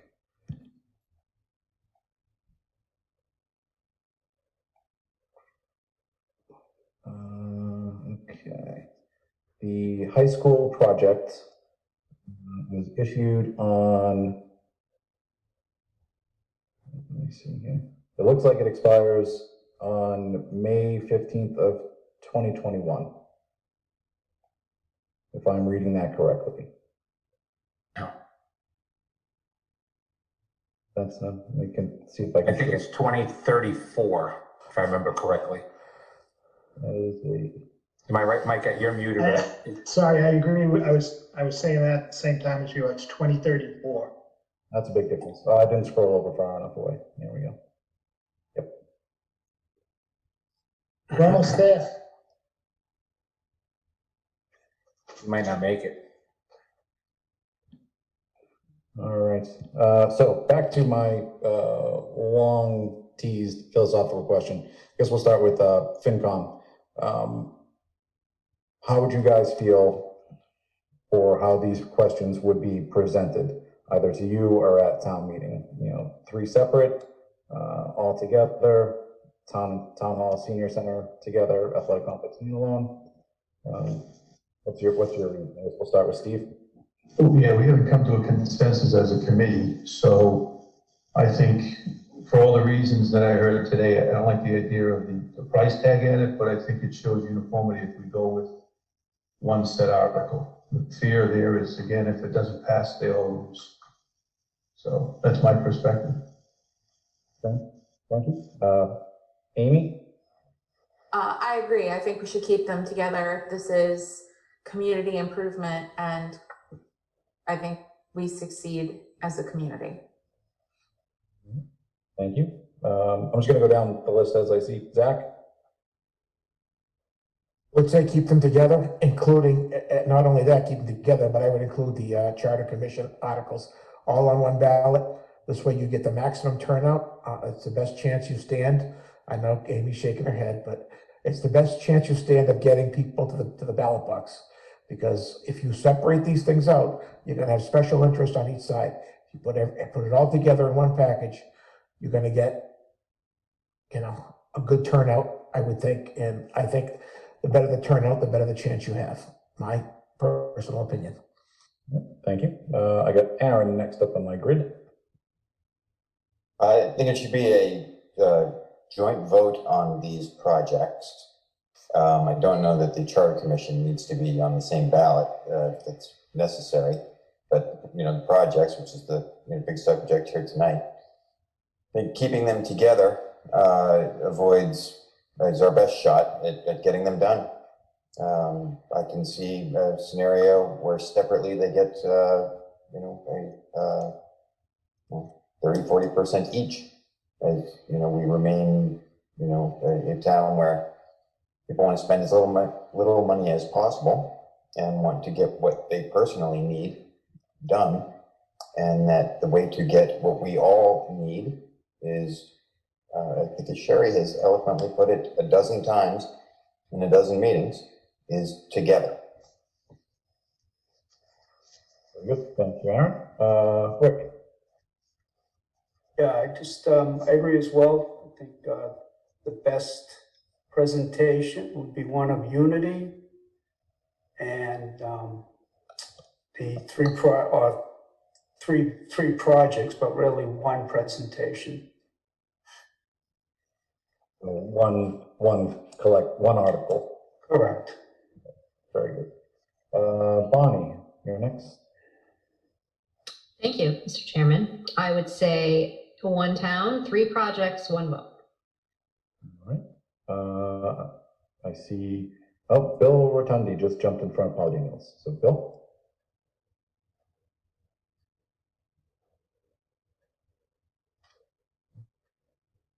Lose you, Bill? His box is glowing, but I can't hear him. I don't know if anyone else can. We'll circle back to Bill, and we'll go to Paula. Yeah, I will echo what everyone else is saying. I think that these 3 projects should be one question. There's no point to create factions in our community and pit people against each other. I think it needs to be one question, without a doubt. And the last person I see, but not least, would be Kevin Snyder. Yeah, I agree with what everybody else on the FinCom has said. And I think your best chance of success is to have 1 vote for all 3 projects. I would disagree with Zach that I think we need to roll the Charter Commission into this vote. So just want to go on record as saying that. All right. Yeah, the charter is another sticky wicket that we'll have to navigate through at the same time. Bill, we'll jump back to you if your audio is working. Jack, he actually put a comment in the chat to everyone saying 1 vote. Very good. Excellent. Thank you very much. Great. Well, thank you very much for that. Now we'll put the same question to the select board members. And I know we're not voting tonight, so maybe this is a gut check for where we stand tonight. Although if anyone feels comfortable voting, I'm always willing to entertain a vote. No, we didn't put that on the on the warrant, Jack. It's just discussion. It's down the bottom that anything can be done. We did say that we would do it next week, so. I don't see it on this one. It's number 1, discussion and/or vote. That's the initial one that was posted. It was modified. The one that's in our agenda packet is down the bottom. Please note that it's possible that a vote or votes may be taken by the board regarding the above agenda items. I'm fine to keep it on the 21st, just for, we said it would be next week. Got a little greedy. So. No, I think, we agreed as a group it would be next week. I don't know if Brad is done either. Good point.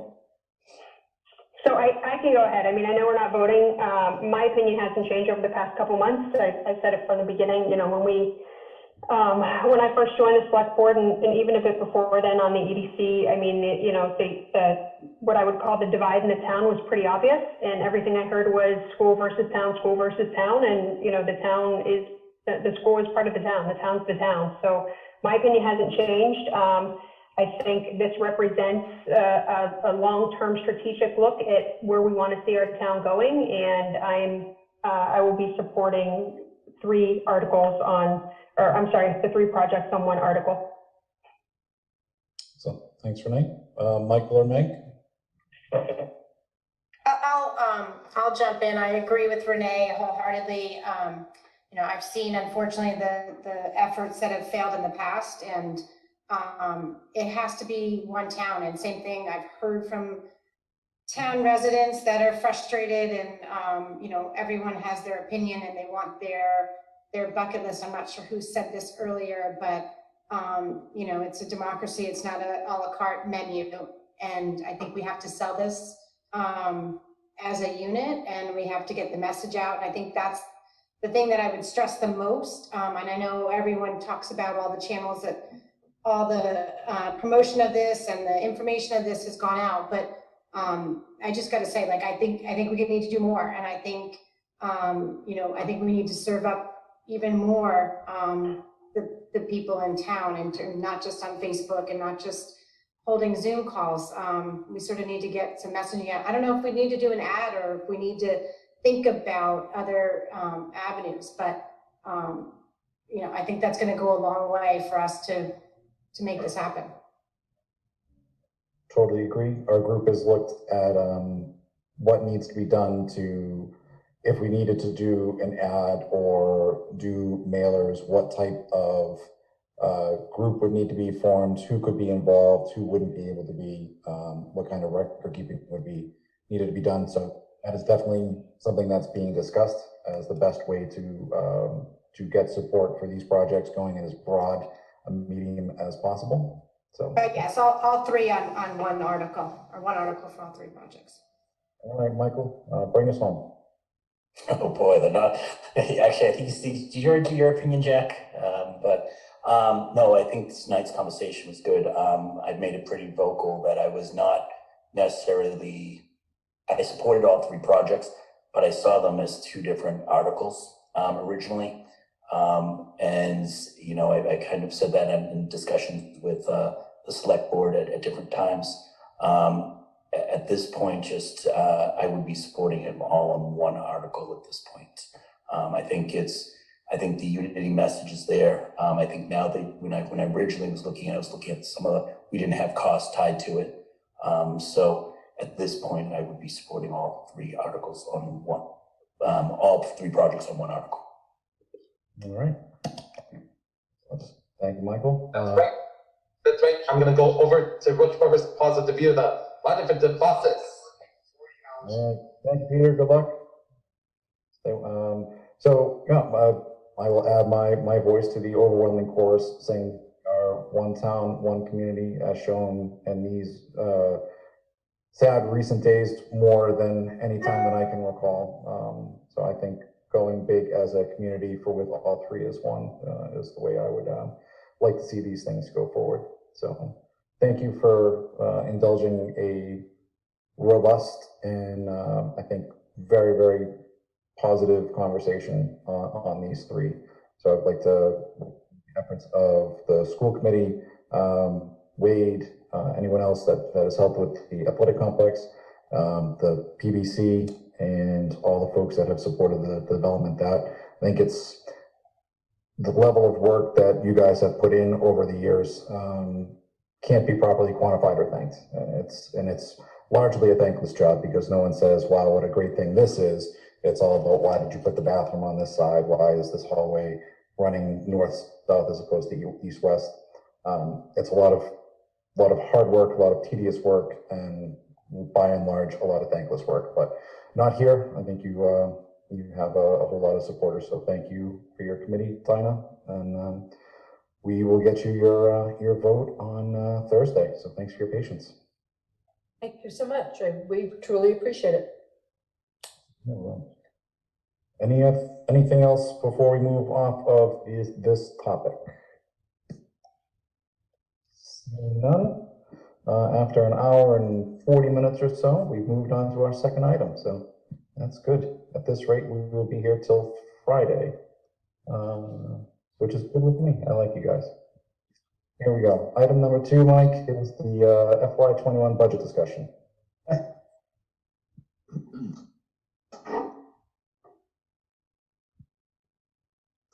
I can just share my screen just to give you some idea on where we are with receipts through November. So through November, if you look at on the right on the percent collected, You know, we really should be at 41% for most of the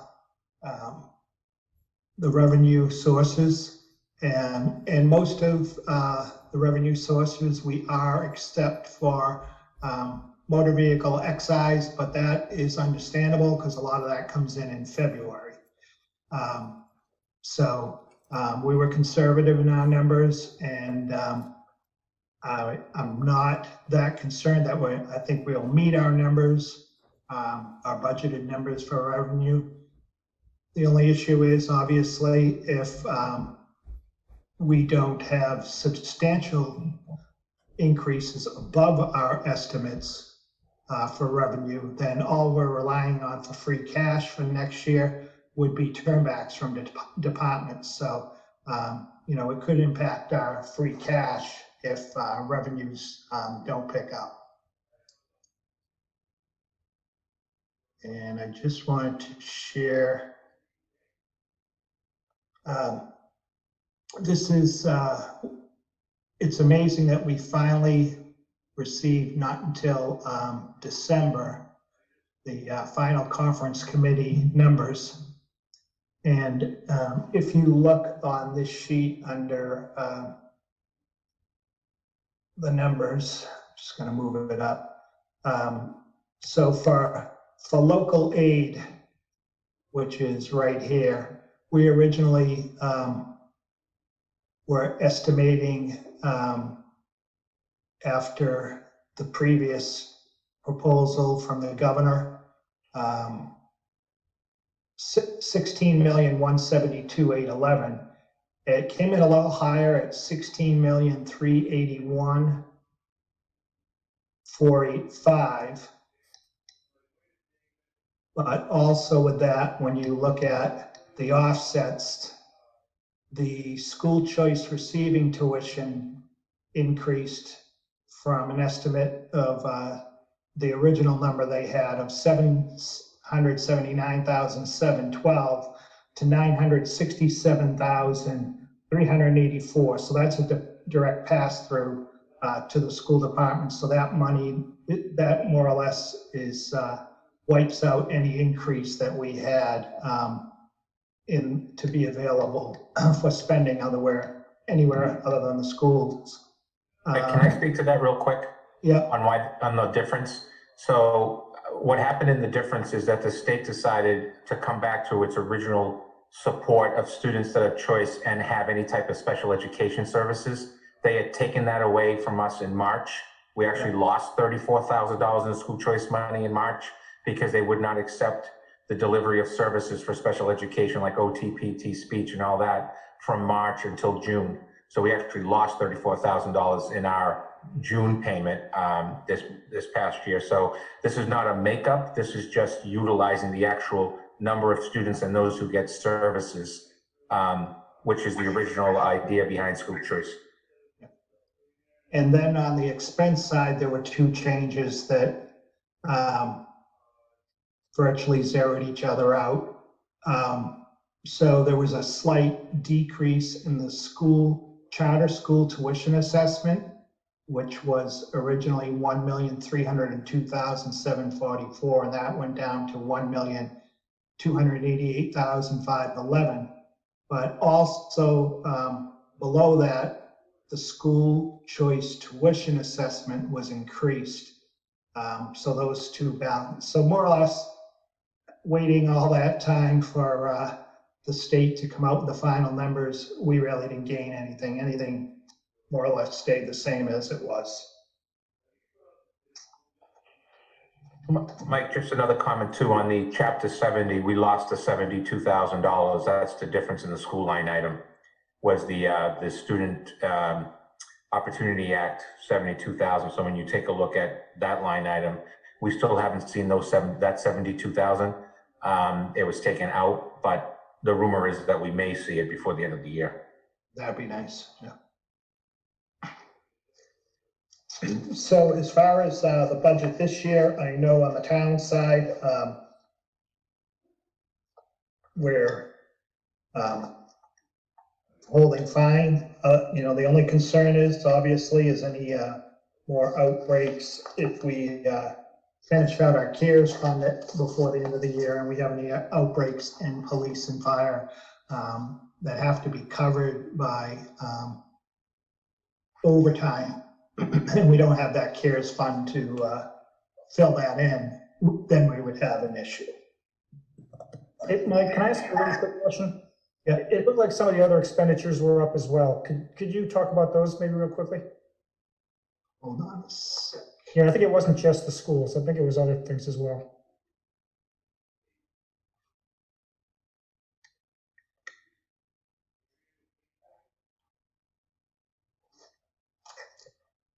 Okay, expenditures. Let's see, offset local aid for school lunch. It looks like just off the top here, general government, that's up 150,000 from our estimate as well. What happened there? Where are you looking at? I'm looking at general government under general government. You're looking at the budgets? Oh, sorry, I'm looking at operating totals. Operating. Okay. Yeah.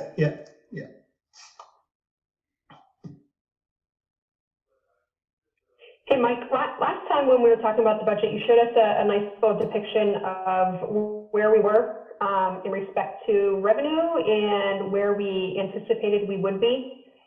And we were pretty far away. And I know a lot of that was depending upon what came in from February and March. But do you have an update at that level that kind of shows where we're a bit behind and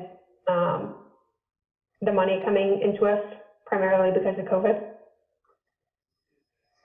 The local receipts that I showed earlier? Yeah, do you have like a total of where we should be? Is there a section that shows like where we are and where we typically anticipate we should be right now? So if you look here and you go across the top, you have how much is collected each month, July, August, September, October, November. Then you have the year-to-date collected. Then you have the amount that was collected last year at this time. And that's the 11/30? 11/30, 2019? Right, yep. Okay, so is it the same figures that you showed us? Because I think you just showed it to us, right? Yeah, it was, I don't remember which meeting that was at. So this shows comparison this year compared to last year. Okay, and that's the difference. So the difference column is calculating that, showing that we're down in all areas except for 3. So right now, if you look at other excise, we're at 37% collected. We really should be at 41, so it's a little under. Penalties and interest and taxes, we're above. It's at almost 54%. Other charges for services is at 56% or 55. So the next category, fees, we're at 55%. Rentals, we obviously just haven't collected those yet. It's monthly. Then departmental revenue, cemeteries, we're at 81% of our anticipated. Licenses and permits, we're at 39% roughly. Fines and forfeits, roughly 34%. Investment income is at 59%. So a total is 23. And the big draw that's pulling that down, obviously, is the motor vehicle excise. And if you look way over to the left, the first column, you'll see that last year, our budgeted estimates for receipts was $4,366,740,000. But this year, we lowered our estimates to $4,087,693. So we actually started with a lower estimate. Okay, and so in that line, like just to summarize, what that's showing is right now, we're at 23% of what we anticipate that we would collect, and that's $1.1 million below where we expect to be, right? Am I reading that correctly? That's 1.1 million below where we expect to be at the end of the year. Okay, at the end of the year. Yep. And that's June, right? June 30th? June 30th. Okay. So the license and permits, is that, that's specific for like business licenses, building permits, things like that? What else falls into that? That looks like the biggest difference right now, right? Yeah, it's building permits, permits that the fire department issues, Board of Health, police, any permits that they issue, any trench permits. Are we expecting, like if you had to take an educated guess at that 833,000 with only 5 months remaining, how much of that would you expect that we would see? I would expect that we're going to see a good chunk because Condyne is anticipated to be pulling some more permits for the buildings on the other side of Leonard Street.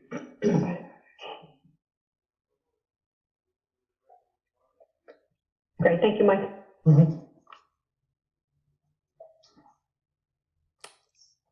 Mr. Chairman? Please, thank you. Mike, what is other excise on this? Other excise is the meals tax and the hotel tax, as well as any trailer taxes. I should say mobile home tax. Do we charge personal property tax on businesses here? We do. And where's that in here? It's not on this sheet? It's not on this. No, that's a regular with the property taxes. Okay, thanks. Any other questions, observations? Mr. Chair. Yes, Joe. Thanks. Just think it's important, since we're talking about FY21, to give some specifics. And again, I'll file this with both boards in the coming days. We, as you know, received through Mike Units and James, our town accountant, myself, and Matt Wells, funding for PPEs through the Municipal Cares Act, and that worked out, and other items, somewhere in the vicinity about, I want to say, just under $1 million in order to be able to open, including technology and all of that. And we can get some line items to the FinCom, because I think, Steve, you asked some questions about specific line items and so on and so forth, or you have in the past. We also received $187,000 of the ESSA grant, and then the $225 per student from the state. Those monies all had to be utilized as part of the December 31st deadline. We're currently awaiting the potential for funding coming back to the town, to the state. There's $890 million in education only, that includes higher ed, coming to the Commonwealth of Massachusetts, should be in by the end of the month. That they're suggesting that it's going to be done through the Title I formula. So that could be anywhere between $300,000 and $800,000 to the school department, which would offset our current negative budget that we have. Meaning we will continue to have an article open for the town meeting in case there's an emergency between now and June 30th, or the town meeting, but we're hoping and praying that that doesn't happen. We've replaced, so that you know, under FMLA, under FCCRA, which ended on the 30th, 19 employees. We have 324 students with a parent choice mandated remote learning, and we had to hire 19 different people in order to be able to do that. We also had to move teachers into remote learning to be able to do that. So if you think about this, think about a big yarn ball coming together of FMLA, FCRA, people taking non-paid time and still having to be replaced, and so on and so forth, and all the savings and all of that. It comes to about $850,000. So we've zeroed out all the grants that we have from the extras. Any money coming in will continue to offset our budget. We are also offsetting our budget for prepaid preschool tuition in over 6 figures, because parents aren't going to send their child to a tuition program if they're doing remote. We had to offset athletics. We had to offset Champions Revolving, which is the Champions After School program, which usually brings in about $135,000 into our revolving account, which is then fully utilized to actually pay for 2.5 positions in the custodial department, plus any emergencies that we have for fixing something within our 5 buildings. Added to that, daily substitute employee, just for coverages around leaves of absences from maternity leaves, family sickness, and situations as such. We are currently at $87,000. That doesn't include 2 upcoming maternity leaves for February through X number of weeks, either 12 or even through June. And that doesn't include any new surprises that happen from March 1st until June with employees around the issue of maternity leaves and individual sickness. We currently have 3 staff members dealing with significant health issues, and by significant I mean cancer, heart situations, and that doesn't include staff that are teaching remote. These are people that are actually currently on sick leave for X number of weeks, including potentially until the fall. And we're trying to absorb that under our substitute line items, because we're not having to fill as many subs on certain days. For example, on Monday, we may not need a substitute at all because it's a full remote day.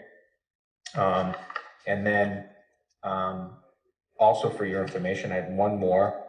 We've taken any increases, any line items with supplies and materials that we have a savings in, and moved that into getting our budget to right now. Matt, correct me if I'm wrong, but I believe we're $111,000 to the good as of last week. So one big surprise anywhere, one employee situation anywhere, and we've got a situation. Our buses are being utilized 5 days a week. We are responsible to continue to feed students, even if they're not coming to school on remote Monday. We're utilizing the transportation for that, and we're utilizing the buses the other 4 days of the week during the cohort 1, cohort 2 model. As you know, those buses are even more empty than usual in some cases, because we have to utilize the every other seat, the 6 feet, so on and so forth. There's no movement on that from the state so far. So that's the big picture financially that we see currently today that I can give to both the select board, the FinCom, and the public. And I will share I won't share names with you if it's okay, although anybody can ask for a public record, but I'll have it under an A, B, C, D, E type of line, and you can see how much was expended for what position that was replacing what position, and where is that position. So if a person went under FMLA, they moved from FMLA into working remotely, because I have 324 kids working remotely. I do not have a teacher for every area, for the record. So we have a K1 teacher, a 2-3 teacher, a 4-5 teacher. Those teachers are all handling 40 to 60 students. There'll be some changes to that model in the coming weeks as well. And then middle school teachers by content area and high school teachers by content area. So that gives you some information again, and I'll file all this paperwork along with the request for the copies of the athletic complex.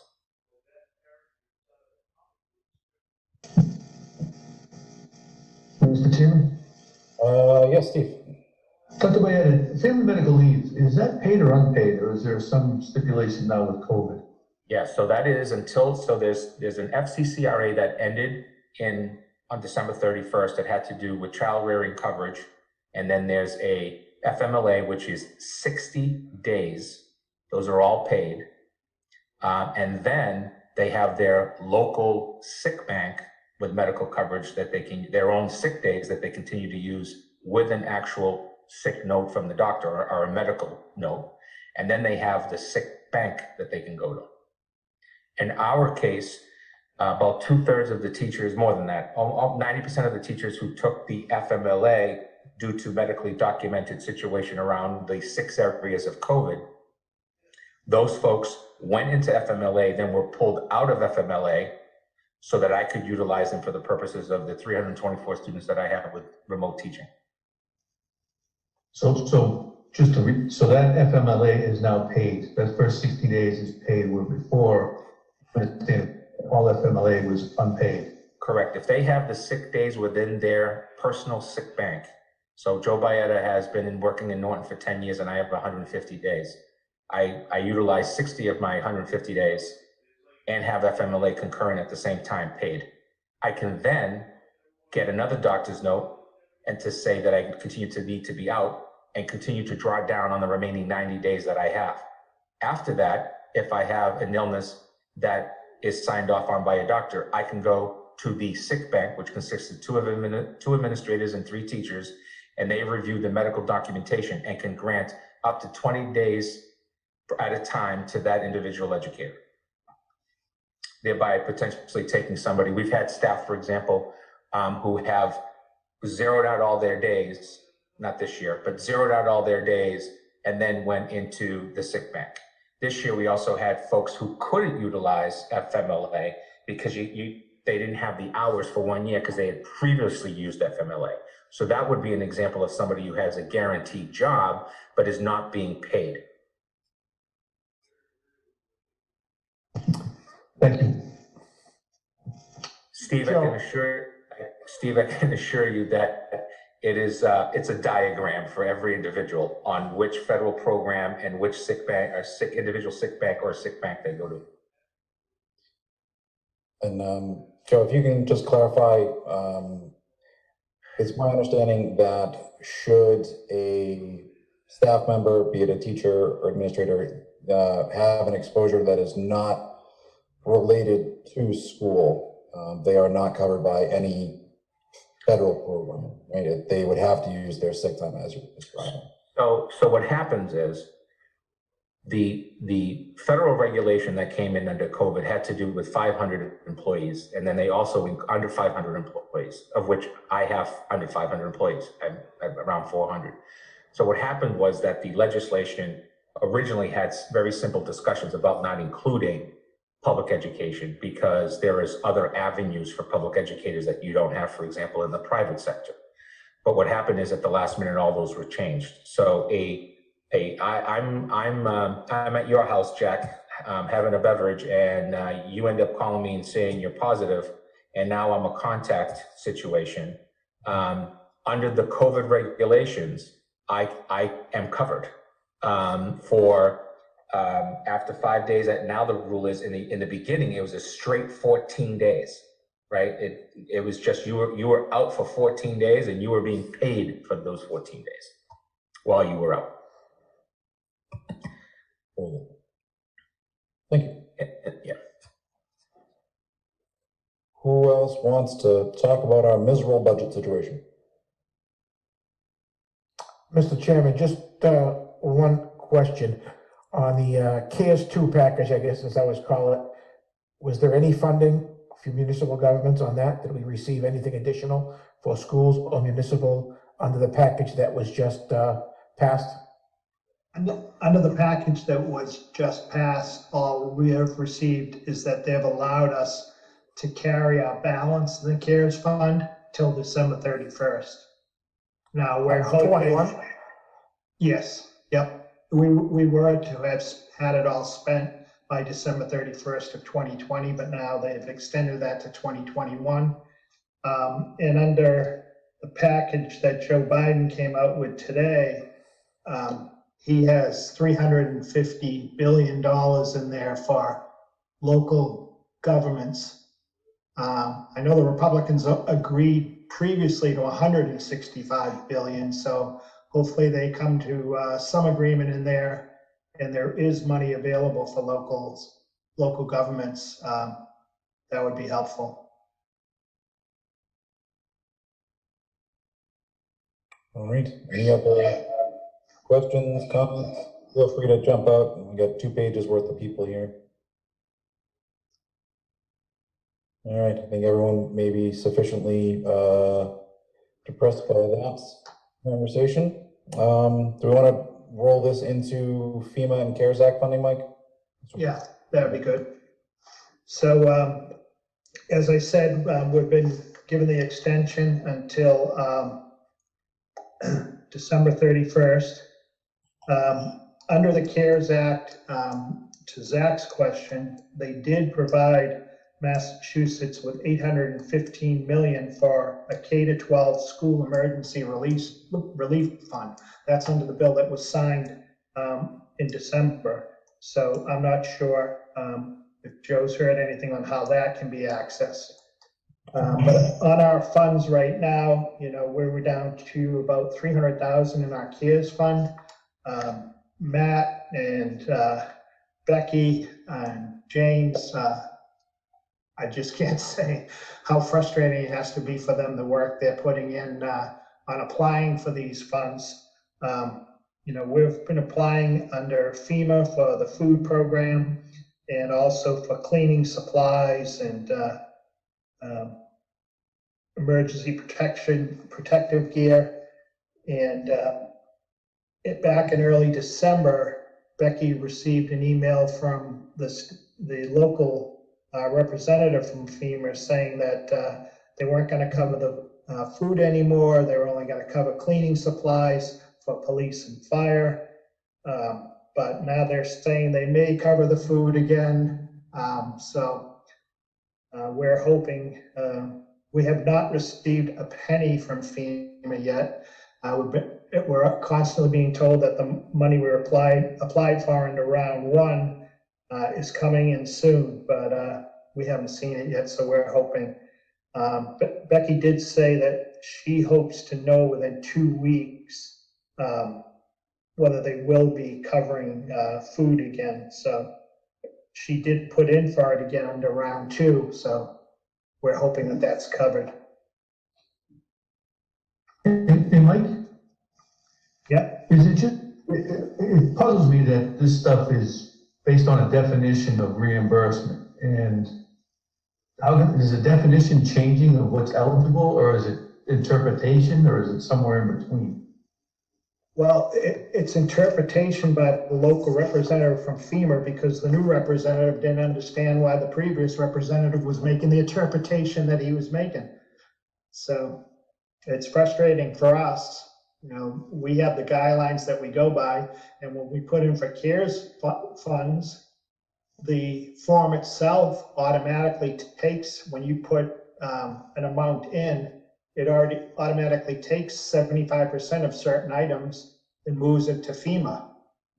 And so if this state agency is saying that should be covered by FEMA, it should be covered by FEMA. So, Steve, just to also piggyback on what Mike said, 100% of my colleagues in the area that have filed under food services have already received their reimbursement as of last week.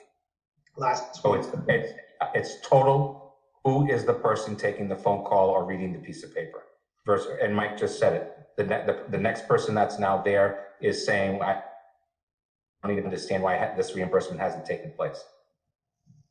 No, thank you. And then I guess, is there some kind of an audit done at the end of this to potentially say you violated or not violated, or once they pay, it's done? Well, any federal funds are always audited. I know Matt and James probably love dealing with those audits, but the federal funds are always audited. Hey, audit is a good place. It's a good world. Yeah. Hey, Steve, we're hearing on the school side that the audits are whatever we've got for whatever grants, so all that, those audits are all going to be what they're calling. I'll just use layman's terms from what I know. They're looking at the big number at the bottom number, and then the big expenditures that you use. So if you got 200,000 and you spent 154 on PPEs, then they're looking at that line item first and foremost in the first round of audits. I don't think they have enough auditors. No, that's fine. I hate to potentially get a bill later on saying this was not eligible. Pay up. I think my interpretation of how everyone's been acting through this with the CARES Act is in close contact with the various legislative bodies or governmental agencies to make sure that what is being processed through is legitimate to at least the individual who's stamping the paper at that time. So I hope that the risk of that is exceptionally low. However, as we're seeing with government, it's a bit of a crapshoot depending on the day, sometimes quite literally. So hopefully that pans out in the end. Any other? Jack, I just wanted to mention, it would be too bad if we did end up with a bill at the end of this, but I just want to say it is commendable for the amount of people that we have fed since the start of this pandemic, and not just our school-age children, but people of all ages that were able to take advantage of this program and be secure in knowing that they had, meals every day, 7 days a week for months on end. I think it's commendable what was done. I agree. Matt, I don't know, do you have the total number handy? We're in tens of thousands, which is just mind-blowing. One, for what the throughput was, but two, also how many folks were truly in need during this time. Yeah, we crossed 100,000, I think, sometime in June or July. So it was pretty considerable what we were actually serving out. We lost track of our numbers a little bit once we hit September, and we had to switch those two programs and come back to school and do a program in school. But we were still serving a couple thousand, 3,000-4,000 meals to adults on a regular basis each month going into December. And that program's ended, so that everything's now under the Human Services with Beth Rossi in the town. So we unless this pandemic really goes south again, and she needs our support, that's the route that we're in now.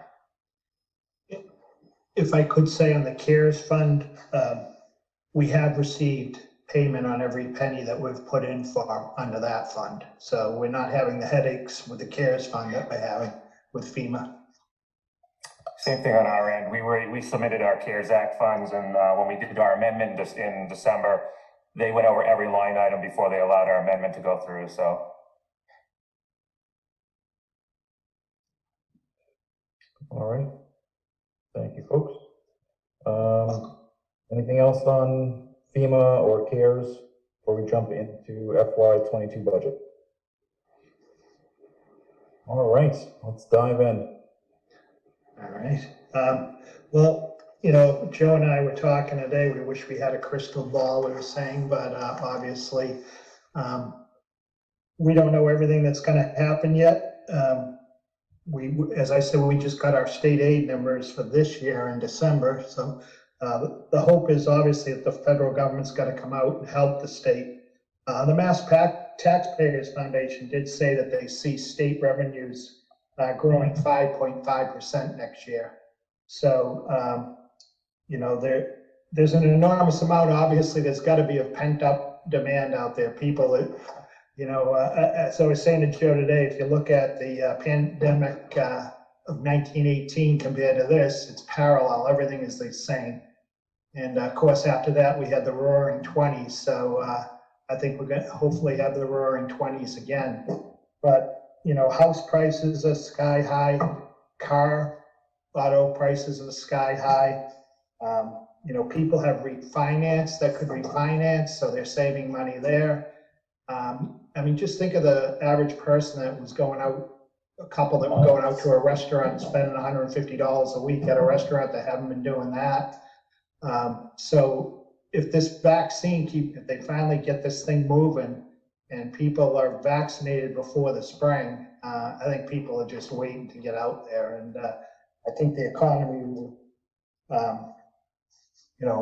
rise up quickly. And in the last report in November, we don't have December's numbers yet, but the unemployment rate in Norton was down to 5.9%. So it had been at 10.4 last year. So hopefully we're rounding the tunnel on this. I think one wise man once said that it will go away when it gets warm in the spring. So I think this is the spring that's going to happen. So,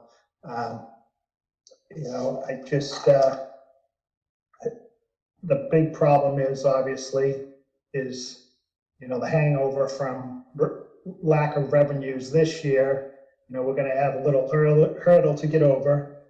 I'll be telling the department heads, not to even think about adding anything to their department budgets for next year. We're gonna try and shoot for level services, and hopefully we can work towards that. I was saying to Joe, as far as like chapter 70, I don't think there is any way at all that the state is gonna cut chapter 70 next year. There's just gonna be no stomach for that after what the kids have gone through since last March.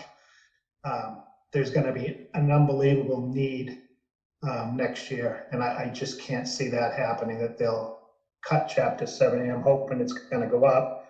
The local aid, I'll be planning on 10% reduction, but as we move along further and see how the vaccine's working out and hear more from the state on their revenues, we might have a better idea. Joe? Yeah, so I mean, mental health for us is going to be the #1 issue, and how to deal with that based on what Mike just said with the students being in this situation. Knock on wood, we haven't had the devastating loss of a student, but at least one neighboring community has had 2 in less than 12 months. And it's the number of check-ins to hospitals for psychological support and testing is up 24% for students at the elementary level. They're seeing numbers that they've never seen. This is overarching. This is not just public schools. This is everything. This is everything and people and students that they haven't seen. So that's one concern with our budget. We're hoping that our budget that comes, the federal stimulus money that comes this time, the CARES 2, as I think Stacks called it, and then potentially the Biden administration, we're hoping that some of these end dates are no earlier than December 31st of the fiscal year, as Mike just said. And we're hearing actually we're hearing September 1st of 22. That could be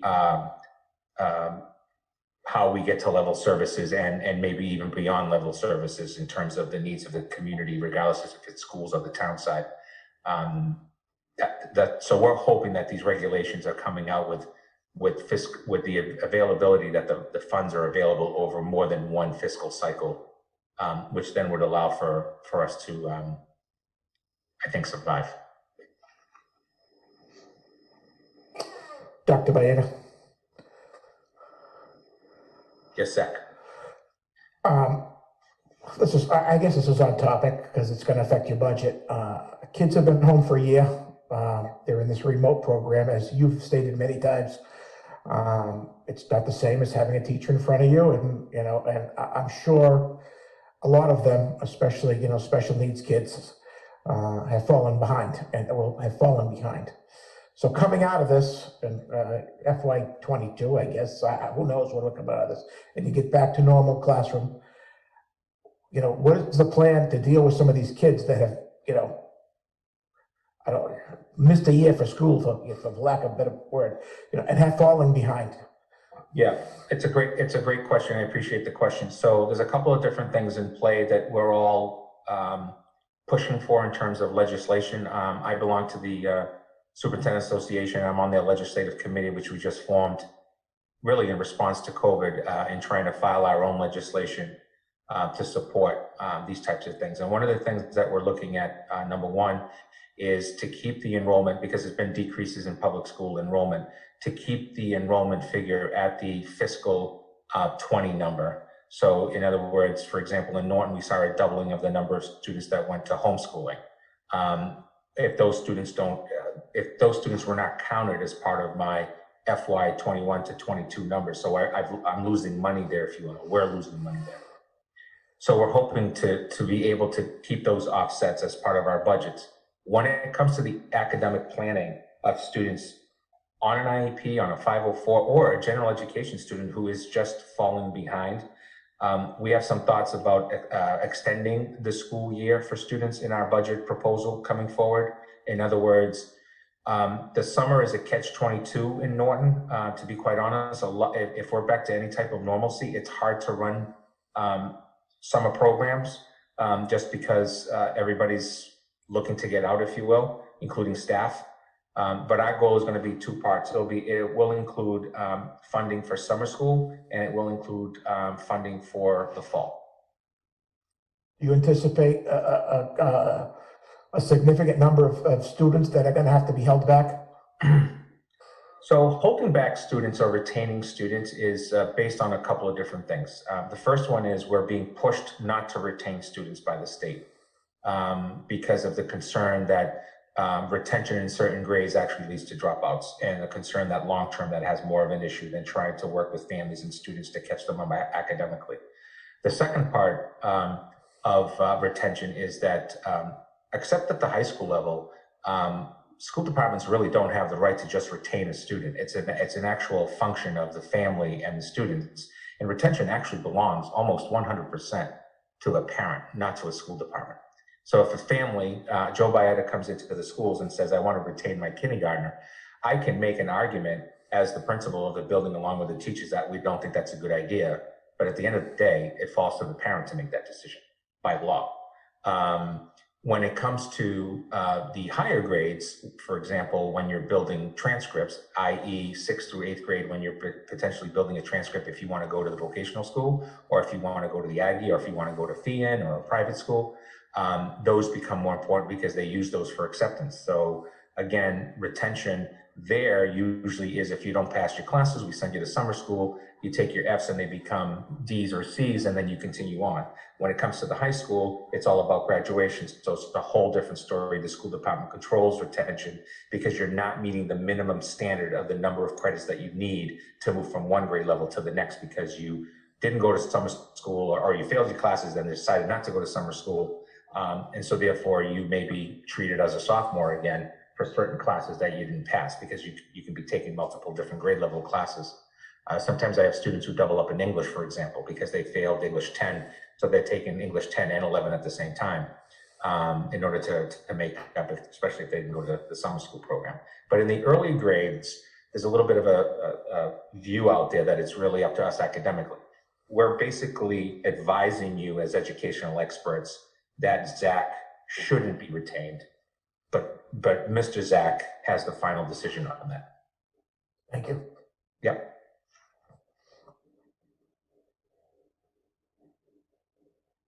I think we've touched on sort of the higher topic of the FY22 budget.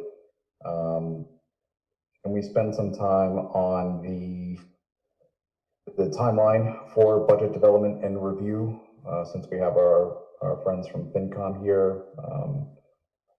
When would we be looking to start circulating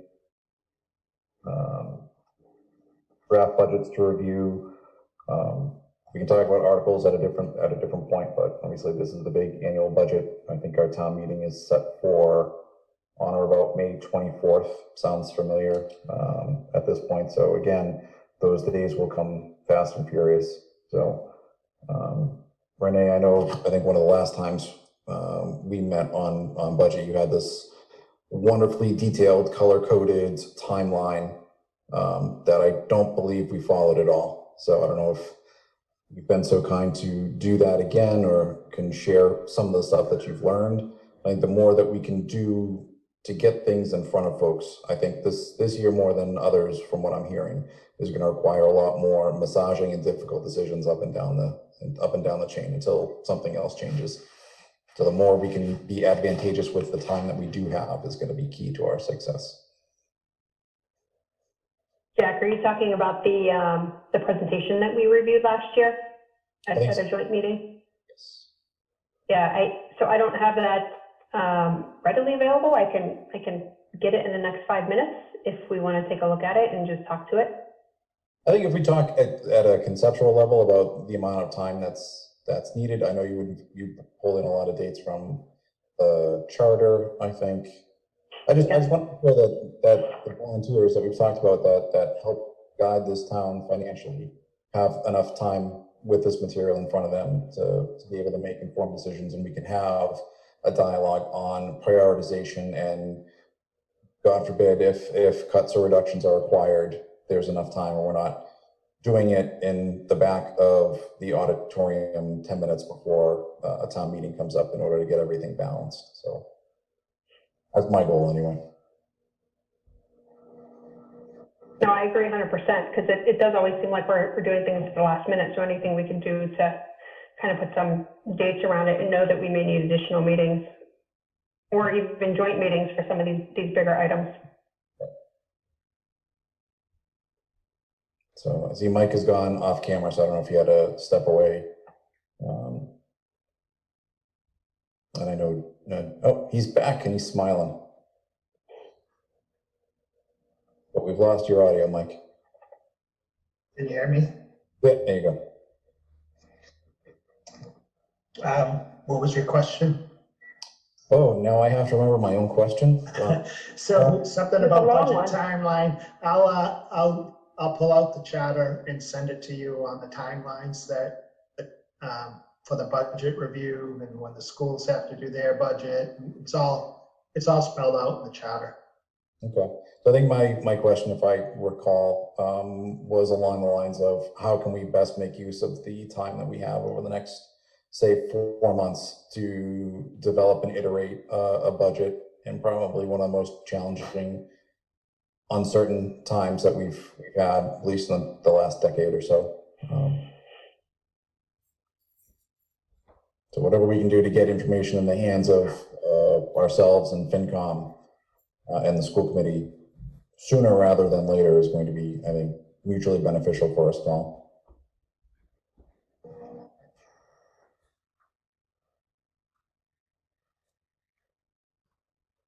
Mike, we have some of those dates now, right? We talked about it at the last meeting.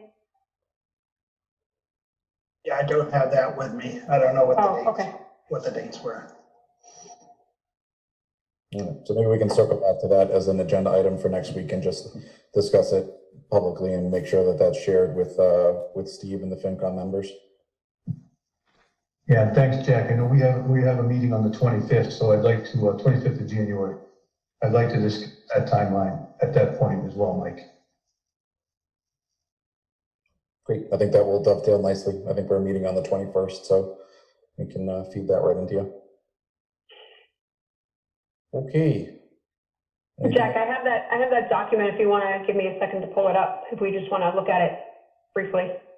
Sure, and I apologize for putting you on the spot. No, that's okay. I had to send it to myself. You know what? I got a different email. Give me a second to try to get this one through.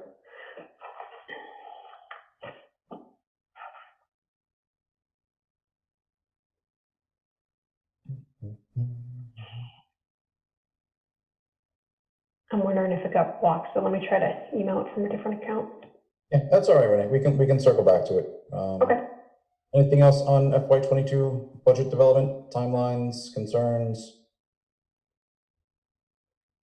Seeing none, we'll move on. And we have the train project timeline. I don't know who wants to take the lead on that. I guess I will. The train performance contracting has 36 municipal buildings on it, 5 schools and 31 municipal sides buildings, if you will. So the fire department, the pumping stations, the pavilion, the emergency management office, the water tanks, the new library, the storage shed. I mean, everything that is considered, quote, under the guise of town government or the schools is listed on it. The potential for the way that this works is there's a 15 lines. I don't have it with me tonight to give you to bring it up, and I apologize. I'll send that as well. But basically, it will provide a timeline of events, which includes the potential town meeting article, and then discussions on the projects that should go on in phase 1. Their recommendation is always school buildings because we have the most cost for utilities. We have the more square footage, so on and so forth. So they're currently working on looking at all of our consumption that takes place in terms of utilities.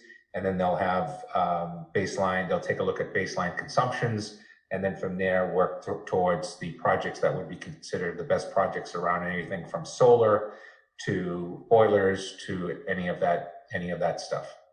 Then from there, one of the big discussions that needs to take place between the school committee and the select board will be around savings and how those savings are handled. Are they handled in terms of the year-to-year budget? Are they handled in terms of moving those funds into specific line items to be utilized for other projects, or more importantly, for paying down a bond? So in other words, if you borrowed $1 million and you're going to be paying $55,000 a year every year for X number of years, do you utilize your at least a portion of your utility cost savings to actually pay the bond on a regular basis, or how does that look like? And those are the discussions that I'm sure are also going to involve the FinCom as you're moving forward.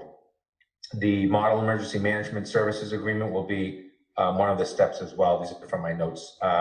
And then from there, recommendations are made. Those recommendations will go to the school committee and to the town and FinCom, of course, will get it as well because it's potentially part of an article.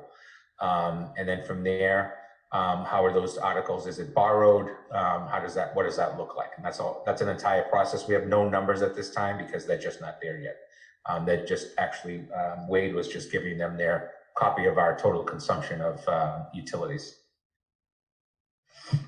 Well, Dr. Bayard, is that contract is signed? I believe it is, yes. And then maybe, Jack, from the select board perspective, could you send the cost benefit information that you guys provided on this contract, just so we can see? I'm just curious. I know it's signed and there's nothing to do here, but the review that went into it, and then I don't know if they do a scope of all of our buildings, what equipment's out there, what if some of the equipment doesn't fit, what happens then? And then just what the process will be going forward. What town departments will review the projects, or is it all schools? Sure. I'm just curious. I don't know if I thought at one time we shared with you the entire scope of the actual bids and the winning bid. I may be wrong in that, Matt. No, what we got was a 219-page testimonial about train, not all the bids. A lot of good stuff was in there, but it was mostly testimonial stuff. Yeah, so that was Train's proposal that we provided. We also have the RFP is on the our website. We put it back up. We had pulled it down after the bid ended, but we put it back up so everyone can access it. So that was Train's proposal. What the contract that we signed now is for the audit, so they're currently undergoing the audit. And then once contracts come up, we're going to have individual contracts for the projects that get decided upon. And that's when we'll start seeing those cost savings. That'll be at the end of the audit. So their proposal the proposal states how they operate, and the evaluation committee goes through that and determines if this is the firm you want to work with. And then from there, they develop all of those cost estimates. Okay, so was it just the Train proposal or all the proposals out on the website? Just the Train proposal we made, that we sent out. We can certainly pull up the other proposals.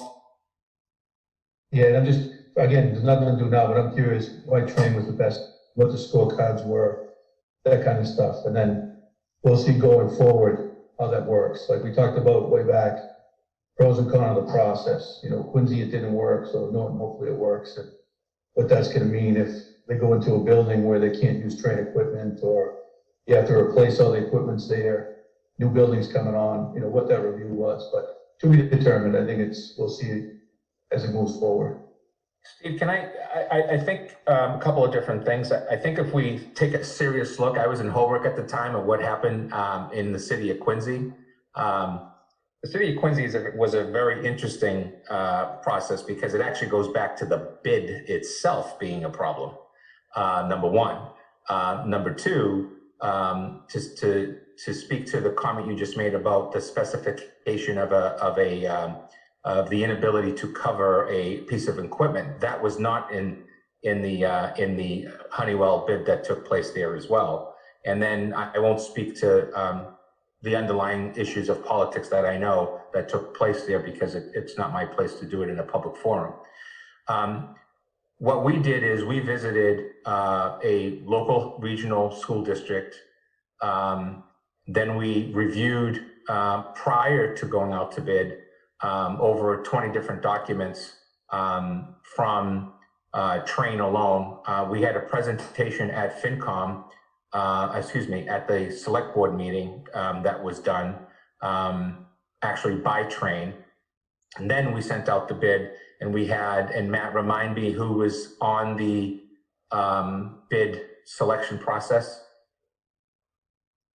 So the evaluation team was Wade Lazat, Chief Clark, and Brian from the Permanent Building Committee.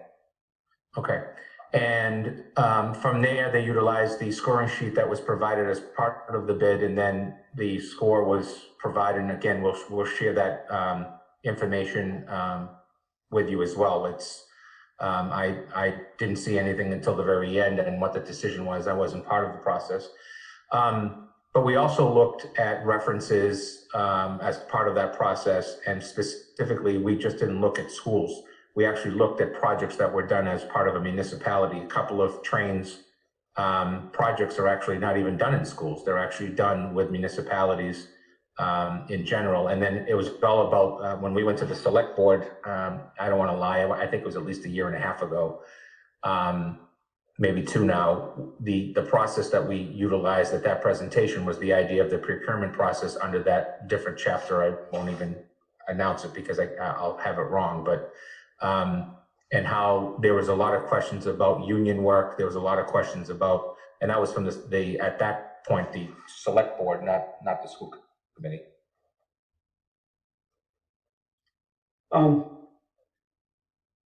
Okay, just so does the audit concern, is the part of this audit to do a facility listing of equipment, or has that already been done?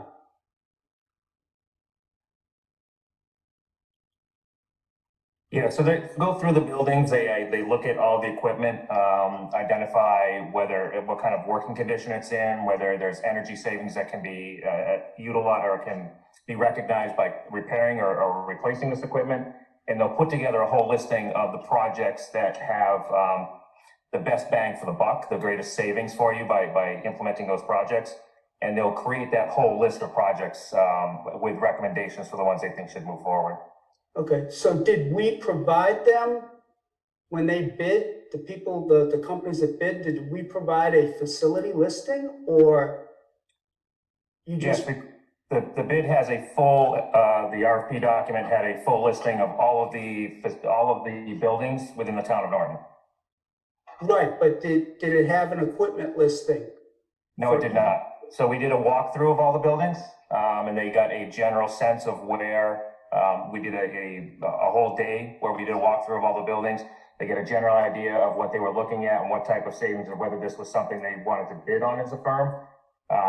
And then the audit is where they go through and really look specifically at all of the equipment, assess where it's at in its life cycle, what its efficiencies are, look at the energy usage, and then make determinations from there, which includes the guaranteed savings in the future for doing the projects. Matt, well, who were the 3 companies? Do you remember? Was it 3 companies or 4? I believe we got requests for more companies, and then they actually didn't put a bid in. Yeah, we got a lot of requests. Some weren't even companies. Some were just people who are interested in the bid. But we received 3 proposals: Train, Honeywell, and Ameresco. Yeah. And Train, like the other companies, do they sub some of the work out? Subcontract the work? They have people within their company that do most of the work. I think they have other firms that they work with as well when they're doing the energy audits and some of the work. And they provide the company, the licenses and so forth? We're regulated by state statute to have those licenses as well. I think the biggest issue, the biggest issue is the formula that becomes the contract for actual savings that's guaranteed. That becomes an actual savings to, in this case, my budget, therefore potentially town budget. The other part of it is that after you're done with the audit, and you go through that process, you don't necessarily have to accept the recommendations. You can make your own recommendations in terms of what the priorities are, number one. And at the end of it, you can also pay for the audit that took place and not do anything. Yeah, I mean, I think the success will weigh a lot on how you manage it with them and their flexibility in looking at just not train products, but other products that would be a better fit. I think if I can, I think we're getting a bit too far into the weeds on this. Matt, maybe you can connect. Well, I'll just say it's a 20-year contract. So it's a 20-year contract with no actual commitment to do anything. As Matt has said, it just gives them the ability to work with us to identify projects that we could find beneficial. If there is no projects, then I think there's a relatively minor fee for their services, Matt. I think it's in the range of $30,000. Yeah, right about I think about $33,000 for the audit, which will give you, and you get something out of that. You'll get a full listing of your equipment and the state of the equipment and recommended projects to move forward with. And just again, to reiterate, any of the projects that do come out of that would require funding either through the operating budget, or if it's a major one and it's a debt exclusion, everything has to go through voting. This does not give them carte blanche to come in and start ripping things out and putting proprietary equipment in.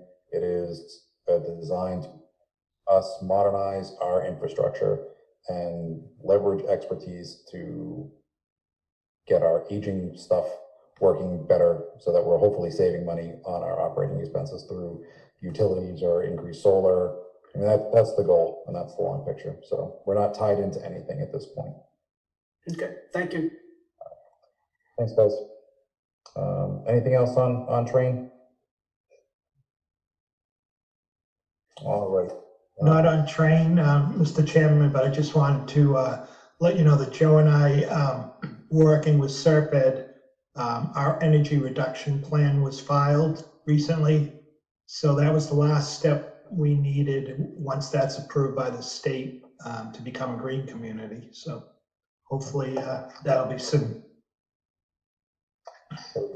And just for the sake of not completion, but just acknowledging just how much is involved here. This is on the document that we provided with Joe, and I'm assuming, Matt, you worked on this.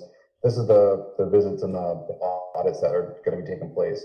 It's the high school, middle school, Yale, JCS, LG, Norton Police Department, Highway Department, Town Hall and Fire Department, Council on Aging, 2 fire department garage, Pump Station 5, Pump Station 6, the container house building, I don't understand that abbreviation, pavilion, emergency management office, cottage water tank, water pumping station, central water tank, office and garage house, pumping station 2, new library, Norton Common Cemetery, Timothy Plain building, storage shed, garage barn, utility, slattery house. Jim, if you're still on, maybe your house is getting an energy audit. Water department office, police firing shed, animal shelter, salt shed, sewer lift stations, of which there are 8, sewer pump station, and 4 Girl Scout lodges. So that is 36 discrete items listed, some of which have multiples. So it is not just a school thing. I think the school makes up 5 lines of those 36. So this is far and away a more substantial scope for the municipal side of things. So, okie dokie. In my rush to pull that up, I seem to have closed the agenda. What do we have next after train? Is it the solar fields? And then have that up. We have the solar, Plain Street, and then the marijuana establishments, or what I remember. I don't know if there's anything else, guys.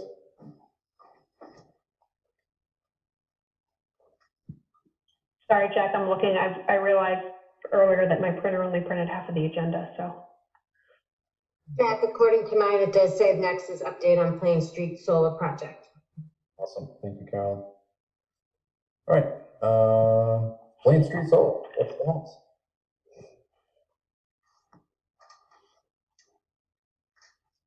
I can't give you an update because I haven't had any communication with the company since a year ago from this past June.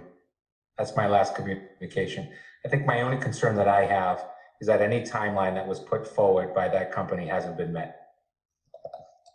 That said, I'm not anti-solar, and I'm fine with it, but the noise level has been pretty extensive, and that's not what the timeline was. And maybe it's because of COVID, I don't know, because I haven't received the communication.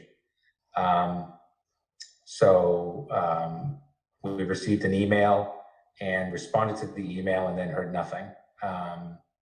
And I guess, you know, my staff and the kids have been fine. We've learned a lot about really big bulldozers and how they really, you know, can carry 60 trees at a time. And they make a lot of noise, but, you know, and they've named them. Besides that, I just hope going forward that with these types of projects that we can get these companies to be a little bit more,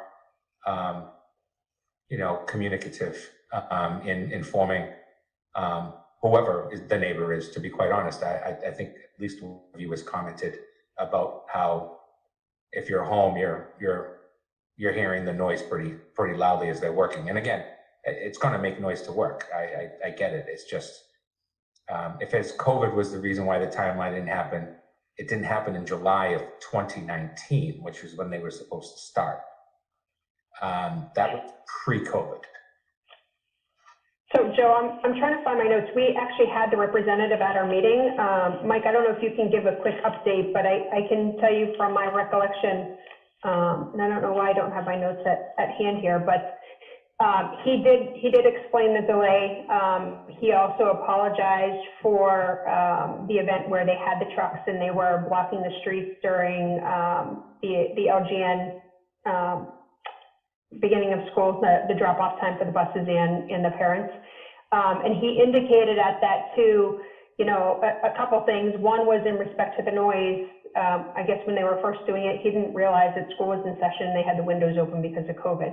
But I know he did indicate that for the next, and please somebody correct me, I thought he said end of January, but I could be mistaken, and it's end of February, that they will have a significant amount of noise because they'll be drilling or doing whatever they do to put the equipment into the ground. It may have been January. Mike, do you have those? Can you provide an update of what he said to us? I don't have that with me. I did contact him today. I haven't heard back. And I talked to Nick. Nick has not received a timeline an updated timeline. So Nick and I both said that we'll talk to Paul tomorrow and have the planning board get a timeline from them. Okay. And we did. Did we ask for that when he was in front of the board? We did. Yep. Okay. And Nick said he has not received it yet. And Joe, I remember he mentioned that they had some delays with the project manager and that came up during the discussion of what they were going to do with that house, because they initially committed to, I believe, renovating the inside and the outside, and it still looks like it's going to fall down. And so he did commit to having the discussion. They were either going to knock it down or they were going to at least fix the outside appearance so it didn't continue to look like it is. But yeah, it is. I'm the one that actually said I could hear it. I'm probably about a quarter mile from the school, maybe a half mile from the school, and it's pretty loud. So I can't even imagine what it's like for the kids to be sitting right next to it, because the trees are gone and that field is wide open. I couldn't believe how close it really is. Yeah, we're not against the project at all. We know there's a benefit. If we just get a timeline, then I can work with my staff around windows open, and I can work with my staff around telling them, hey, listen, for a few days around this area, it's going to be really loud. and that's, sensory issues with kids can go in so many different directions. So as long as we got a timeline and what's going to be happening, and maybe then we're fine, Wade and I can reach out and say, is this going to be a noisy time? And then maybe try to reconfigure some of our school stuff if we can. We're going to be coming on, the state still wants to do MCAS testing, and if we're MCAS testing, that's supposed to be quiet for kids and all this other stuff. So we may ask for a few days where we're going to need them to work with us.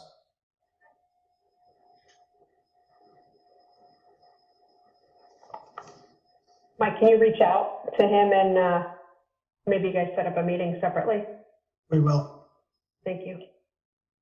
And I apologize, Joe, for not having those notes in front of me. I thought I did. Well, next time, make sure you have them. I know, I should have been better prepared. Preparation's 90%. I'm totally kidding. I appreciate the effort. Little birdie tells me that the update from NextGrid was on 12/10/20 for our reference. And further, that February 11th would be the last day that they would be there. Having not been by there for a while, I don't know if that seems remotely plausible if they're a month out. I'm only driving down to look at how much they have in the ground if Joe's driving down that dirt road. It's actually paved pretty nice. Tomorrow. Is it? It didn't look that good today. It looked like mud. I saw a lot of mud today. Yeah. If we weren't being recorded, I would let you know that I walk the dogs down there and the kids every now and then, but since we're being recorded, I can't say that. All right. So we'll look into that. Who owns this project ultimately? Like whether it's in the municipal or school side, is there a singular point of contact that NextGrid is supposed to be liaising with? Is it Nick? With the planning board, because the planning board put the site plan and conditions on it, so anything they do, they have to go back to the planning board and make sure they've met all the site plan conditions. Okay. So Paul and Nick together. Okay.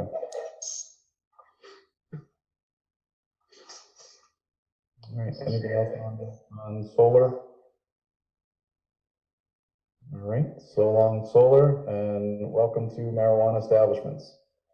Jack, do we want to go back for a second and just look at the timeline? Sure, we can do that. Because I know we kind of jumped. I can, in 1 second, let me share my screen. And I think if somebody can confirm for me, when did we set the town meeting date?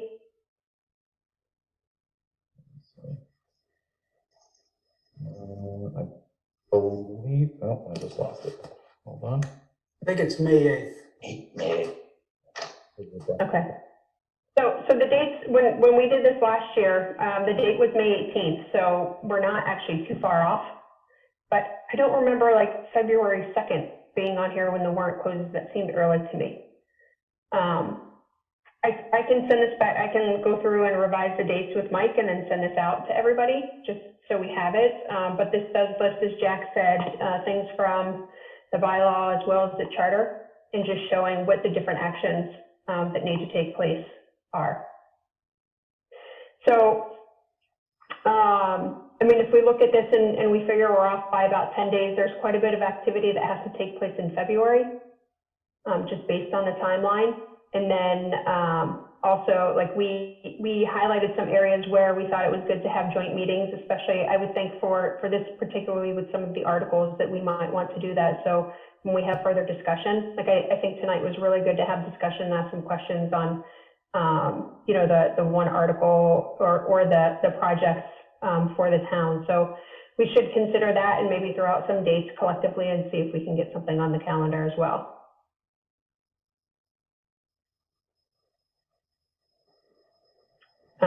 But any detail that we want to go into on this?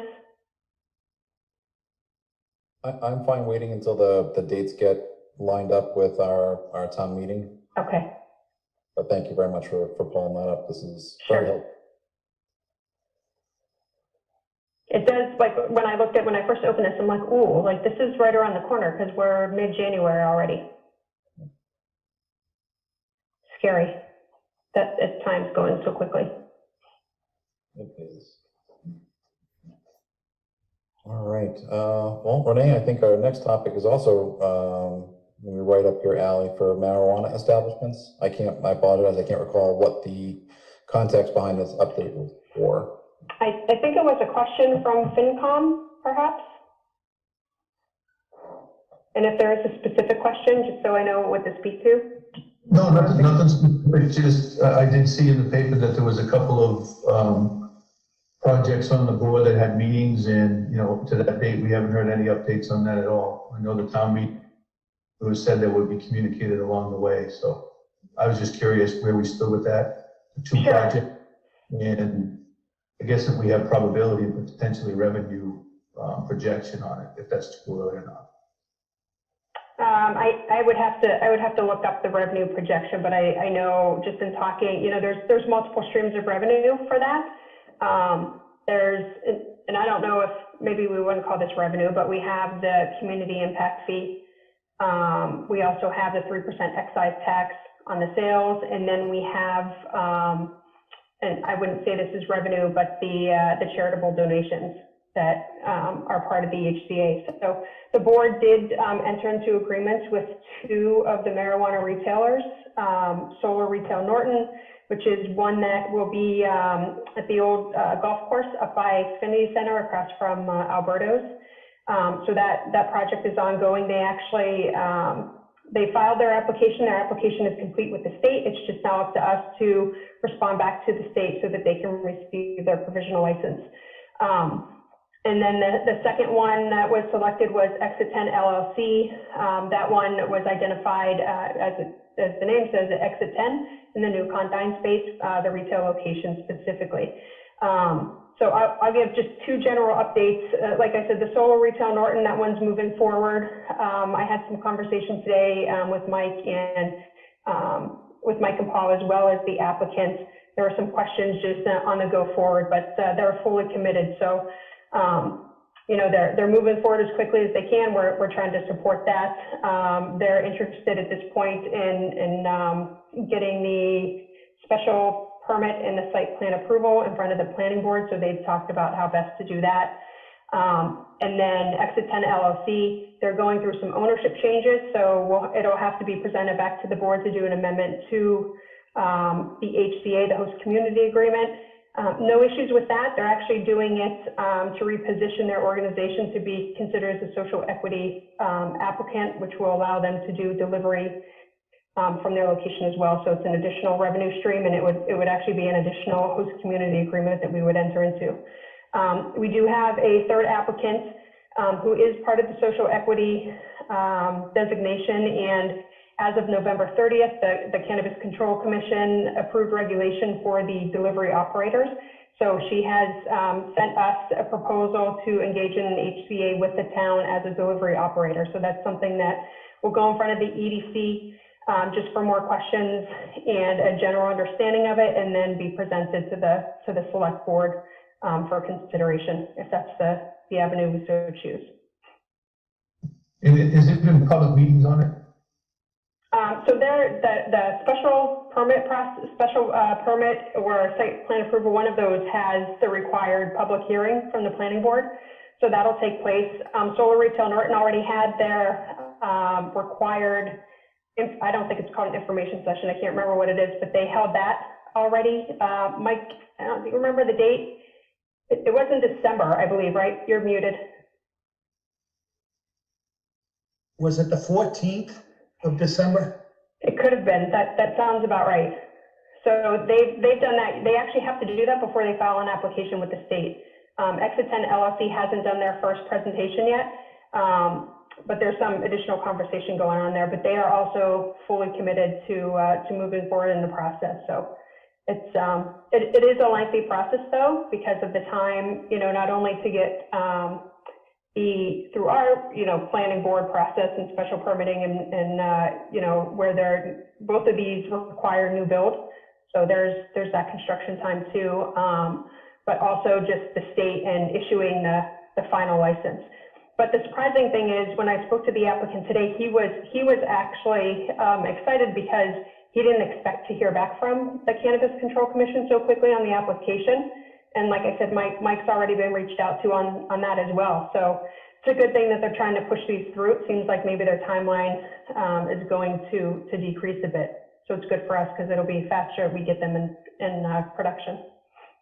Okay, and I was just curious, the other thing, just how do we communicate this to the town folks, that this is all happening? It's happening quick. Town meeting was just there, now 3 establishments are there, and, I know there was some concerns at that meeting, so I don't know how we push that communication out, or if we just reached out to abutters for the public hearing, that information.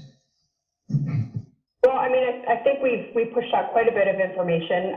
So Solar Retail, as part of their info session, had to post it. So it was in multiple newspapers, posted locally. It was posted by the town clerk. So that it's very similar to a public hearing process. So that's taking place. And again, they have to do the same thing when they go in front of the planning board. So I think similar communication paths are going to happen as any other project does. If there's more we can do, we certainly will. I think at this point we don't have firm dates, so there's not much for us to report other than we've entered into the HDAs, which as you mentioned, I think that was already in the media.